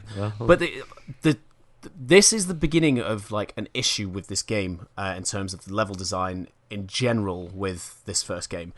There's no minimap, and it's a completely 3D world, and it's not always very obvious. Now, I am using a guide this time because I've played it before and I want to go through and experience it and see things that I've missed and things like that. So I am using a guide for the purposes of the show. And I remember, I feel like I'm flying through this much quicker than I did before, and I've realised the reason why. There is no minimap. These completely 3D worlds, and it's not always obvious where exits are. Now, when you get close to exits, the text comes at the bottom telling you where you're going to go next. So, are you going to the lake? Are you going to the plaza? Are you going to the vines? Or the lovely name Vines 2. Yeah. And it's not always clear where the exits are. And I know that looking What back they should now, have done is called Advinesera. Yeah. Jesus. And now that the reason I'm flying through it now is because I'm not spending so much time searching for exits that I don't know are there. Yeah, that's so true. Because do you know what? I don't know how anyone can do this without a guide. This particular world, and I mean, and other ones you could probably figure out, but this one, it's so fiddly and like, where do I go? What do I do? I don't know how anyone could have done it without a guide, but well, at least not in the amount of time I managed to do it in. Trial and error, Tom, if I remember Lots of rightly. trial and error, a lot I'm of sure. trial and I error. actually yeah. did it without a guide, and Wow. yeah, trial and error. Even It's for literally finding all just the kind of recipe cards walk- and notes. It's 9 times out of 10. It's walk back to the camp, walk back to the treehouse for no reason. So Yeah, that's generally yeah. what you have to do.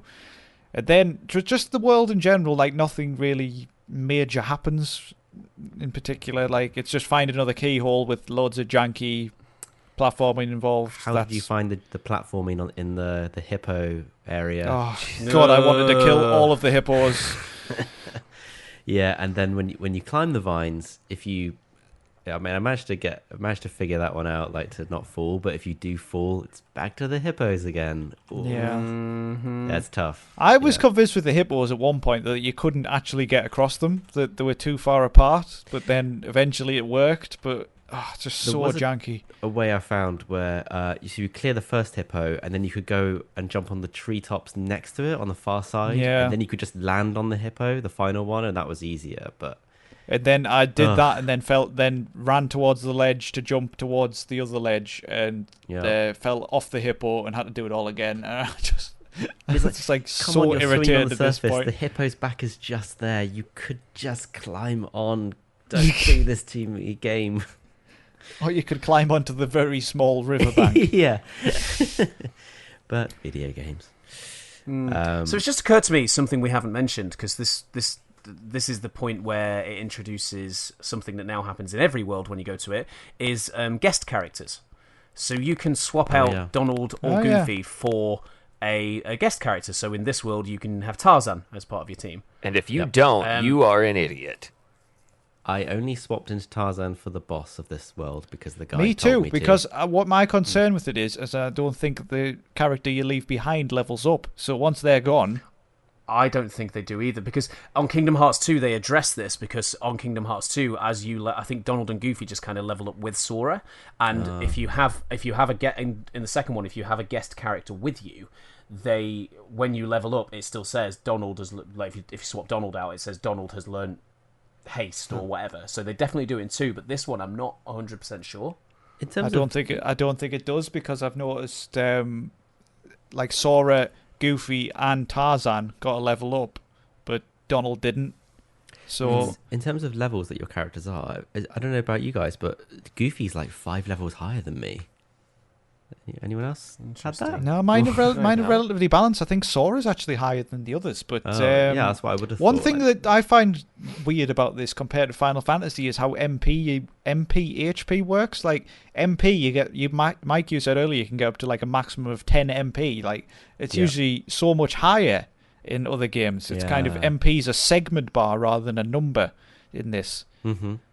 Which I is, run out real quick. Like Yeah. three Yeah, spells. it generates that's up about it. pretty quick. It does, yeah.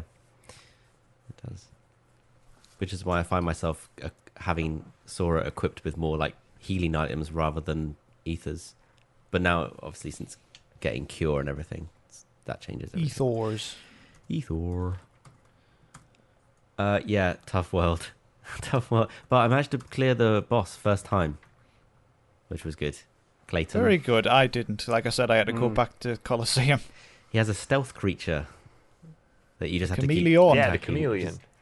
Yeah. You had to give him a good whack. Well, when we were watching this, Christy sat down and came in right as he busted through the wall, and he's like, "Is this game broken? Like, why is he floating in the air? Like, just Yeah. go with it, huh?" Yeah. I remember really struggling with this back in the day. Like I struggled to do this fight. I really, really did. But this time, easy, to be honest. Fairly easy. Yeah, I didn't have an issue with it. But yeah, you eventually leave here. You do all that. You save the gorillas and stuff. Nothing much of consequence happens. Do you close a keyblade there? A keyhole? Yeah, keyhole. Because the gorillas accept you, and you go up to their little secret area, and there's a keyhole there for you to. Well, and this is where you start getting different keyblades too. Yes, you get the jungle key, and this is what makes the Colosseum fight easier now. The jungle key, yeah, for sure. I love. I don't like the jungle key though. I think it looks shit. Yeah, but who cares what it looks like? You can look like a hot mess. Me. As long as you're stronger. I'm the kind of person who won't wear armor even if it's better if it looks shit. So this is where you also learn the ability to unlock red Trinity marks. Oh yeah. Yeah, because you can go back. Do you have to go back to Traverse Town? You do. That's the next part, and then because you get this weird gummy piece, the Navi G piece. And you have to go back and use the red Trinity mark, and something happens where you now understand the components of it. You have to go to the underground waterway where Squall and Aerith are boning, and then have a chat with them, and then they and that's who reveal Cloud's looking for. Is he's looking for Leon? He's like, you did my girlfriend. Yeah. Is that like in the second or third district or something in Traverse Town? It's in the second district. You go through. It's in the second district alleyway, and then you can bash through the wall, and then you go down the waterway, and then go down there. You can also now at this point go to the tower in Traverse Town where Merlin is. No, you could go there before. Sorcerer's Stone. You can go there before. Cool. Yeah, anytime you want. Well, this is when I did it anyway. Yeah, as soon as you get the fire spell, you can go into the third district and open the door. Oh yeah, I remember this, but I couldn't be asked to walk all the way back round, so I didn't. What's the point of Merlin? I mean, he goes and he's like, "Do you want to practice magic?" No, I don't. I'll practice on the Heartless and actually level up. So for later on, one, he introduces the Winnie the Pooh book, and then also once you've learned all of the spells, I believe he gives you something. Gotcha. Later on. That's right, because you have to find missing pages. Gonorrhea! Jesus Christ. His gift to you. It's the gift that keeps on giving. But there's also the fairy godmother there, who she's basically, apart from Simba, I think it is. You eventually get items throughout the game, and you take the items to her, and she gives you summons. She gives you Simba. It's Genie who just comes along. You just get. But yeah, her purpose, because fairy godmother's in there. Her purpose is to give you the summon magic, which I haven't used yet. But I don't think I really ever used summons my first playthrough, but I've been using them now. I used Simba to beat Jafar. Nice. Interesting. Well, he helped anyway. Isn't there a Bambi summon? Yeah, the Bambi one's real useful because it pops out. Bambi prances around, dropping HP and MP orbs. And then she gets real shot quick. by We Clayton, should talk. right? We should talk about the Winnie the Pooh thing real quick. We can't really say that much yet because there's not really anything in it. But basically, you go in the book, you talk to Winnie the Pooh. He's all lost, all his friends are gone, and then you have to kind of find missing pages for the book over the course of the game to unlock more things in that area. Yeah, it's essentially, we'll get into it when we get to those points, but it's essentially a load of just mini games that you have to score a certain amount on to progress the story. But it does lead to needing like a keyhole being closed and stuff like that. And is it completely optional, or do you have to do it? It is optional, but obviously you get items from it. So, like the first one that you do, the item you get from it is how you get the Bambi summon, for example. Yeah. So you have to do that. But if you want full completion. So spoilers for later on, if you do full completion of this game, like collect all the Dalmatians, close all of the keyholes and do all the Winnie the Pooh and everything like that, you get a secret cutscene after the credits, which is kind of like a preview thing for the second game. Yeah, this is where you then stumble back into Riku, right? In the third district? Yeah. And then everybody moves into that vacant house, and you go and you talk to Sid, and he gives you your Warp G piece. But the interesting thing here is Riku, he pulls a Batman on them where he just disappears. They turn around and he's gone, and he's acting a little bit weird. And he seems like almost kind of jealous that Sora is now hanging around with Goofy and Donald. Doofy. Doofy and Gonald. Yeah. Gonald Gonald Rhea. Duck. Yeah. And he seems just very strange, and you get a cutscene a little bit later. This is kind of jumping ahead a little bit, where Maleficent is in Riku's ear, and she's promising that he'll help her What, find like Kairi. like very small in his ear? Yeah, exactly, and that she, he's kind of sided with her because she has promised that he will give him what he wants. Which Oh yeah, because because she doesn't look very obviously evil at all. I mean, come on, dude. But yeah, so this What more do you want? That Sid has put the warp drive in, so you can now warp to other places again. And then is this Yeah. where we go to Agrabah finally? No. You got a couple boss fights. Yeah, there's one boss. You have guard fight at armor least. 2, and then opposite armor, where the hands are the feet and the feet are the hands. Ooh, But yeah, I see. it's basically the boss armor again. But this is where you close the keyhole to Traverse Town. Is that here? Yeah. Oh, okay. Yeah. Oh no. Yeah, you're right. So once 'Cause you you have close to the go up keyhole to to, the- it, do the Heartless stop showing up in that world? I am not sure. Because No, I if they don't do, think that's a so. shame because it's a good leveling up place. Yeah, I love leveling up in the 'Cause courtyard. Each time you come back, like the enemies, like there's harder enemies in there. So what's the point of closing the keyhole then? Reasons. That's generally how you get through Kingdom Hearts plot. Just say reasons. Because it is. Yeah. And And then we go to Agrabah. finally a world that's worth playing. And also this one, like obviously you've done Tarzan, you've done Alice in Wonderland, which during those things, the actual plot and what happens in those worlds has nothing on the overbearing plot of the game, really. You know, there's Heartless there, admittedly, but they have nothing in there. The Colosseum, it started too with because doesn't Hades have a conversation with Maleficent at one point about like the boy being more powerful than they think? So that has like plot implications across the entire thing. But this is the first one where you and the characters of that world, the implications of the entire plot is involved. Obviously Jafar knows that the things that Jafar is working towards is to do with the actual Kingdom Hearts plot, not just trying to become the Sultan like in the film. Yes. And playing this as well, it reminded me of how they made the worlds and the plots of the worlds in here more interesting. You get to Kingdom Hearts 2 and 3, and some of the worlds you do, you're basically just playing the plot of the film in a kind of redacted way. So, for example, in the Frozen world on number 3, you essentially just do the plot of Frozen. Yeah. And they do that a lot in number 3, where you're just doing that. The Pixar ones are the exceptions, like Toy Story and Monsters, Inc. But, Seems you do cheap. Tangled, you do basically the plot of Tangled and things like that. And in this one, they actually have you involved with the plot in a different way. It's not just nostalgia. Nice. Well, before you But it take is cool off to from be in Traverse Agrabah. Town, you go and Sid has now opened up a gummy shop. He's decided to forego his item shop or his accessory shop. He's selling gummy pieces now, but in the accessory shop, you stumble upon Pinocchio, who... Do you? I didn't. No, this is later on, Eric. No, it's not. Is it? Oh, I didn't bump Yeah. into him till after Agrabah. Yeah, he's in the Same. empty accessory shop behind the counter. Then, Jiminy Cricket introduces him to Pinocchio. From that point forward, keep a sharp eye for clues to the whereabouts of Geppetto.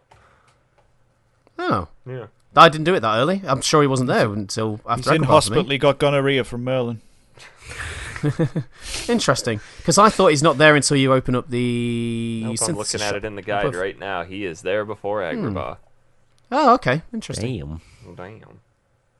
The God has spoken. It's not been wrong before. Obviously not written by the same people who did the Final Fantasy IX guide. The Kingdom Hearts Bible has spoken.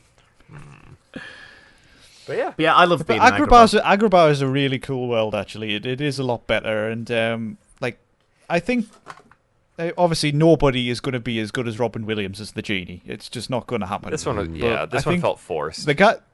I thought it was all right, I didn't think it was too bad. But I was Well, for the longest time, I was listening to him. I was like, whose voice is that? And then I was like, is that Homer Simpson? And then I looked it up, and it is. Is Dan it? Yeah, Castellaneta who does Homer Simpson. Yeah, well, this isn't the only thing he voices a genie in, so I don't know if you guys ever saw the straight to VHS Return of Jafar film. He yes, is the I voice. He's the voice of the genie in that, and then also the reason why Return of Jafar exists was as like a springboard for the animated series of Aladdin, and he is also the voice of Genie throughout the Aladdin TV series as well. Is he in the? I don't understand why back in the day Disney did that, where they didn't release them in the cinema, because like these films were huge, but nowadays, like Frozen 2, for example, coming out of the cinema, they haven't just like chucked it on DVD, you know? It's because if you watch Return of Jafar today, it is very obviously just an extended episode of the animated series. Like the animation isn't as good. Yeah. All right. Like there's actual like animation errors in it. Like there's bits where there's. Sorry, I love the Aladdin series of films, so that's why I know this. But like, there's one specific bit where like Abu is trying to get this diamond flower out of a vase, and one moment there's like 2 flowers, and then it literally jump cuts to another bit, and there's like 3 flowers, and like just stuff like that. There's constant and then there's that scene where it just cuts to that guy with his knob out and things like that. That was yeah, unexpected. exactly. But like, there's so many examples of that where there's like actual animation errors where like characters' costumes change slightly just inexplicably between shots and stuff like that as well. It's like. That's why that was straight to VHS, because it was very obviously a not I up to remember the it had film on the standards. spine of the VHS Walt Disney Classics instead of Walt Disney whatever it was before. I can't remember. It had a different. I can't remember. It had something about it. It was a red case. I remember it. I remember having it because I loved the Aladdin films as a kid. But they got Robin Williams back for the 3rd film that they did, which was straight to VHS, but it was a better quality one.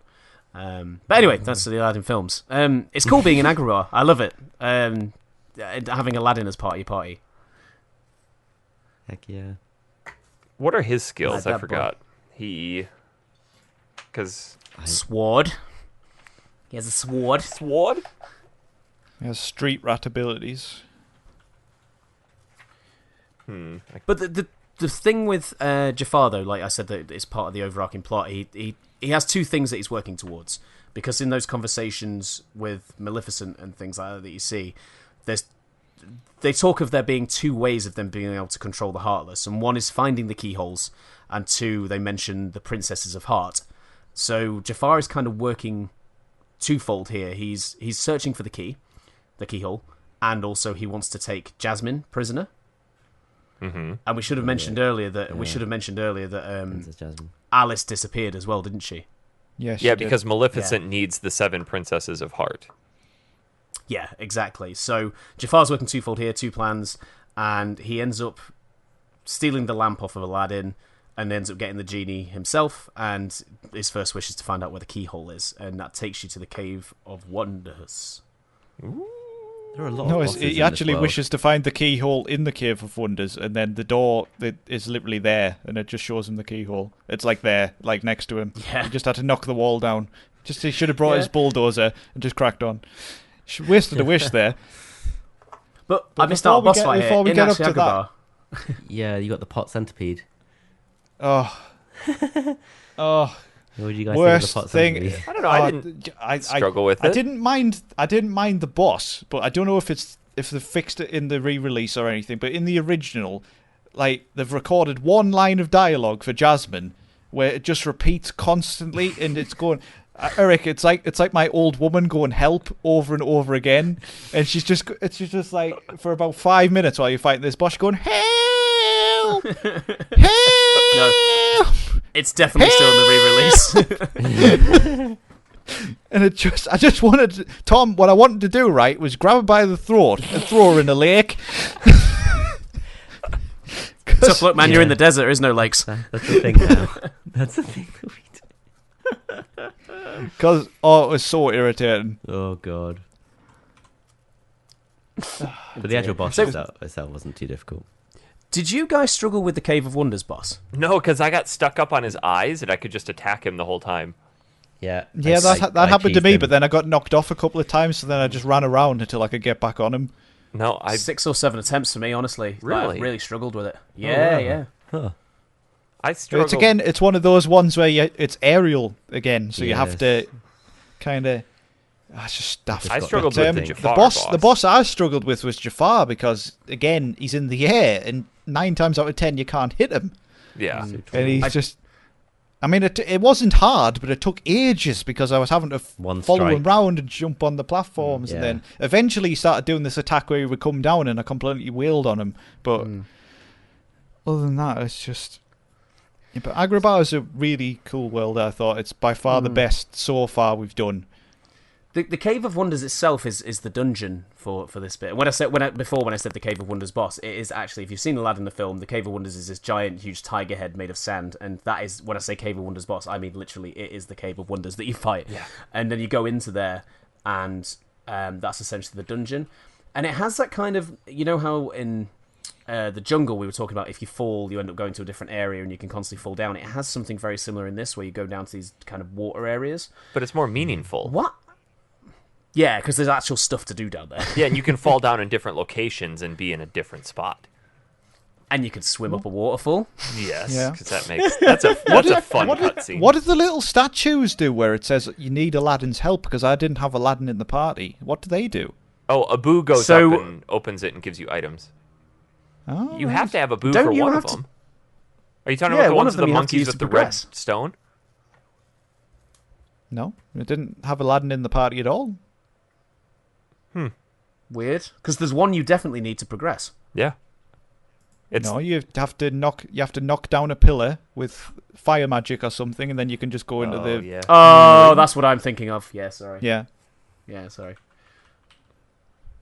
But one thing I've noticed from this one, how like these kind of dungeon areas, like they're not massive. The rooms and stuff you go in, they're not massive at all. Like No, I it's usually a fight, then on to the next one. That's usually well, what it is. I just mean actually in sheer size. Like it is quite a claustrophobic game. I think the areas are very, like, each room that you go in are very, very small, and there's usually a lot of platforming elements in there. And Sora's character model in comparison to like the room, like you fill the room quite a bit with your characters. Felt that definitely in the Wonderland level. It felt so small. I mean, obviously that's the one where your scale actually changes, but even so, you felt really. It felt like such a tiny world, because really, apart from the little forest and the bazaar room, there was nothing else. It just but everything. See, in 3, they've kind of fixed that because they're more expansive. Like, for example, the Olympus Coliseum and Hercules and things like that. Like, that's massive. Oh, is that Colosseum in the other games too? It's not, but you go to Olympus, like the actual town. The Colosseum is in the second one, but it's underground. It's like Hades Colosseum. Nice. But yeah, that's pretty much the first half of Kingdom Hearts, I think. Well, you didn't talk about the second, the Jafar Genie fight, the Genie Jafar. Oh yeah, it was pretty easy, to be fair. You just follow Iago around and just attack the lamp. That's all you do. Yeah. I didn't struggle at all. I don't think he even hit me. I didn't even know where he was. I just locked onto Iago and followed him around. You can fight and actually attack Jafar Genie and ignore Iago. It just makes the fight a whole lot more difficult.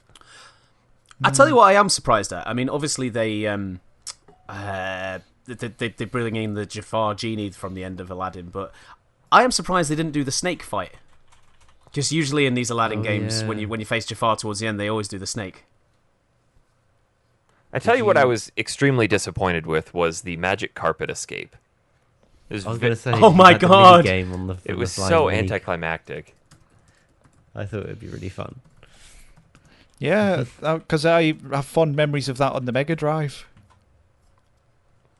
And it's so clunky. It's just like you can barely move as well, so it's just like you can just go kind of you don't straight really need to line do anything. No. It is the easiest thing. But when beating Jafar, you are given the first Ansem's report, which obviously there's more to grab in this, and it just says this shit makes no sense. Get away while you can. But it's I've just got this one on doesn't seem holiday. to have any. It doesn't seem to have any kind of bearing so far. It just says much of my life has been dedicated to the pursuit of knowledge. That knowledge has guarded this world well, not a soul's doubt. I'm blessed with people's smiles and respect, but though I called a sage, these things I do not understand. I believe darkness sleeps in every heart, no matter how pure. Given the chance, the smallest drop can spread and swallow the heart. I have witnessed it many times. Darkness of the heart. How is it born? How does it come to affect us so? As ruler of this world, I must find the answers. I must find them before the world is lost to those taken by the darkness. So it's kind of hinting. It's kind of like a Disney thing of, everyone's not everyone's good. There it is. Yeah. And we kind of see this because our scene that we kind of left with here, that, you know, this is where we're going to end our first show of this, you know, this Agrabah bit. We're seeing that Jasmine is actually still taken, and we don't know by who at first, and then you end up going to a cutscene where Maleficent and Riku are there, and we learn that it's Riku who kidnaps Jasmine, so he is straight up working for Maleficent now, and that's kind of where we're left with. I think we actually, in terms of the plot, I think we actually chose a real good place to stop. Yeah. Yeah. And we are, because it's left as kind of a mystery, basically dead center in the middle of the game. It's not that long of a game. Yeah. It's like I said, though, if you're not using a guide, there is a lot of trial and error. Yeah. And things like that. Okay. But you also get Genie. It could be a lot longer if it wanted to be. Yeah. You get Genie as a summon because Aladdin wishes for him to be free, and he asks Genie if he'll go with you to, and you get him as a summon, which I've not used yet. And you also get a torn page, so at the top of the next show, we can probably talk about the Winnie the Pooh stuff. Yeah. So, Tom, I'm going to ask you, because you've been struggling with it most. How we kept saying to you, get to Agrabah, see how you feel, because you kept saying that you weren't enjoying this. Yep. How are you? How are you feeling now? Definitely more optimistic that we Yay! finished up on Agrabah, because that world, I didn't actually use the guide very much because I just was tired of constantly like pause, read the next line, start. Pause. I just had to get through that Tarzan world because I just had no idea what was happening. And I really wasn't enjoying the game at all. I was really ready to just throw the disc off my balcony. Or just like, just the nature of its design and constant heartless, like spawning everywhere where I could, when I was trying to find my way around, just actually get to somewhere in the game. It's like, no, it was like the equivalent of getting into constant random battles, I guess, in any RPG. It was getting frustrating, and I was really struggling with it. But Agrabah definitely is like left a sweet taste, I think, where it's like, okay, this isn't so bad. Doesn't this game, don't we have the Little Mermaid, what is it, the music scene, or is that in 2? That's 2. This one actually has like underwater combat. So See, nobody tell me what worlds are coming up, because I can't actually remember which ones are in this one. So don't spoil it. Thank you. Well, I'm going to tell you, Tom. one Spoil it. No. I'm going to tell you one that isn't. So originally they were going to. So in the second one, there's the Lion King world. And originally they wanted that in this, but apparently the Pride Lands world was infeasible because an additional program was required to process movement on 4 legs, a necessity since Sora would become a lion in that world, and it was cut due to time constraints. But then they put that in the second one, so in the second one, when you go to Pride Lands, your characters turn into lions. Well, Sora's a lion. I can't remember what Goofy and Donald are, but they turn into animals, but basically. Simba's a summon who follows you around. But you're not controlling him. Yeah. Yeah. Well, they do say when you go. This is the second game I'm talking about here, but when you go there, they do say, "Oh yeah, Simba helped us in our first adventure," meaning he was a summon. Yeah, I'm glad I've continued with it because I want to see it through. So. Yeah, Kingdom Hearts. I'm enjoying this. I was struggling at first, but I'm enjoying it. I think if I was playing this on the PS2, I wouldn't be enjoying it as much because this is definitely a game of its time, and it's got that kind of weird 3D clunkiness. It is a PS2 platformer. Yeah, for sure. And playing it on the HD remix eliminates some of that clunkiness. I mean, it really helps. It looks great in 4K 60. It's great on the PS4 Pro. Yeah, I'm happy with that. And I'm once I got that warp drive as well to not have to do the gummy ship stuff all the time. I was torn about which version of this to play because I was thinking about playing OG PS2 like Dan, but that relegates me to playing in my game room, and this is something that the girls obviously would really want to watch me play. So I had it on PS3 for the HD remake. And then I was reading about some of the clunkiness or the frame rate of it. Like, if you want to play this, the way to do it is PS4 Pro. And the only version I had was my sealed copy of Story So Far. Do I do it? And I hemmed and hawed for a couple days, and I finally did it. And I'm happy I did. Well done. So now I have an open copy of Kingdom Hearts 2. Do I have to open my original? Yes. Nope. Not gonna do it. It's never up for debate. I'm afraid. interested though, You like- keep trying to do these things to get out of it, but it's not happening. When you load up that, you have the story so far. I've got the 1.5 plus 2.5, whatever it is.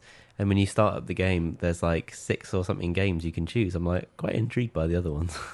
Some of them aren't the games. Some of them are just kind of roundups of the story from the game. Yeah, So, like Birth by Sleep and Oh, okay. 365 and if you divided watch by them, 2. you will still not have a clue what's going on. Yeah, Fair enough. yeah, it's interesting. Like I said earlier, Kingdom Hearts happens. Reasons. That's Got why. it. Yeah, I mean, playing these HD remixes, just the fact that I can control the camera with the right analog stick It helps is a lot, just yeah. absolutely It would be nice, I must admit, but I kind of like playing OG games as well to see how they've progressed as well. So I like to do it's that good. I'm glad one of where us I is, can. just to compare. I get you. I will suffer for all of us. Do not worry, lads. Thanks, Dan. Plus, I don't see the point of buying a new game when I've already got it. But why? I've got a perfectly good copy in my PS2. It only So, cost me £1.50 about 10 years ago. So just for the listeners, we're not gonna do the Facebook comments this week, because we have got quite a bit and we're running quite long, and with this being a multi-show game, like I think maybe we should just save them for next week, and then obviously you guys can also react to this one and add more questions if you want to and things like that. So we'll leave the post up ready for the next show. And if for anything, you should go look at it because it's got a very, very subtle Eric's head in it, which is just brilliant. If I do More say Eric's so face myself. than Eric's head. So, real quick, I love how you didn't spot it, Eric, and then realised later. I didn't at first, to be fair. I didn't either. it's fun. Real quick here, we are doing another shirt run. Zach and I wanted to have some new factory sealed shirts for MoCon, which is in a month. So last week I threw up a poll on our Facebook community page, facebook.com/group/factory sealed podcast. It should be, I'm going to make it the pinned announcement just so it shows up at the top. But yeah, we're going to be doing just black shirts with kind of a pared down version of the logo. It's not going to have the controllers, something a little bit more clean. The more people we get to sign up, the cheaper they'll be. My goal is to get them out to everybody shipped for under $20. However, in order to hit our timeline to get them in time for MoCon, I have to shut it down probably by Wednesday of this week. So if I get... Will this show be out by then? I'm going to try to have this show out today, the 30th. Oh, so okay. if you guys get me your tracks, I'll send this out. But yeah, it's just a straight black shirt. If you are international, I will have to work something out in terms of extra payment for shipping. But if you're here in the States, we'll cover the shipping cost for you. So once everything is finalized, I'll send a message out to all the people involved, and I'll have to have payment from everybody before we can place the order. So check it out on our Facebook group if you are interested in having one of our shirts. We will do another shirt run later this year when we have some more time to come up with a new design and all that fun stuff. But figured if... What is that Facebook group, Eric? I already said it, facebook.com/group/factory seal podcast. There we go. I just get to say it I'll again. just search for Factory Sealed Podcast Community. And if you really It's like pretty what we're easy. doing, we are on Patreon, patreon.com/factory sealed. A single American freedom buck or Canadian moose dollar or English monarchy buck or something, whatever you want to call it, gets you... Doubloon. Yeah, it gets you access to Factory Sealed Unwrapped, which is basically the fully unedited version, including all of the antics leading up to us putting her in D.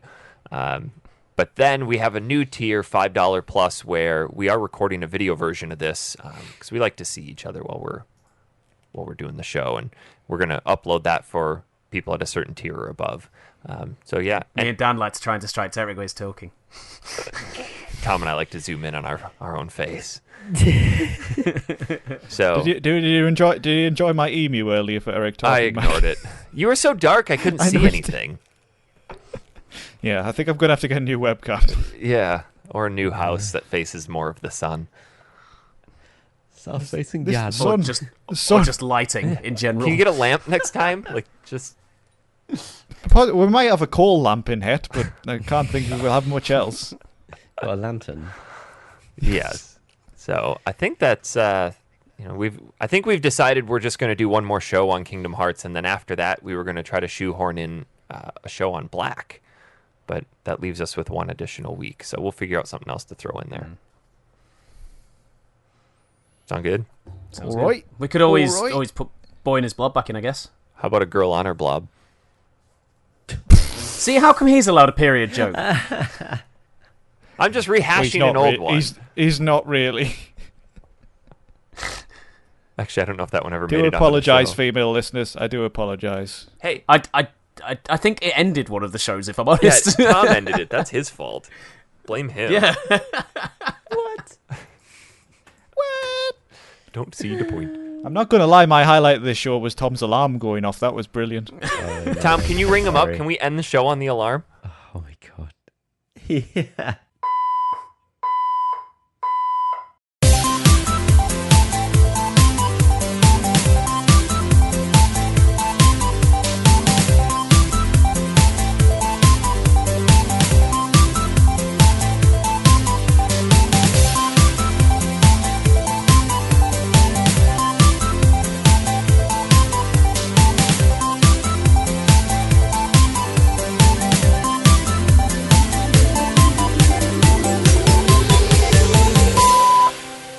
This episode brought to you by our very generous Patreon sponsors, Zach Foley, Santos Lopez, Nicholas Bradley, James Hall, Thomas McGrew, Chad Schaefer, Steph P., Jordan Lawfrey, Jeremy Sanford, Miles Prower, Jeremy Lucas, and Samuel Chen. Chen. Chen. Chen. Chen. Chen. Chen. Chen. Chen. Chen. Chen. Chen. Chen.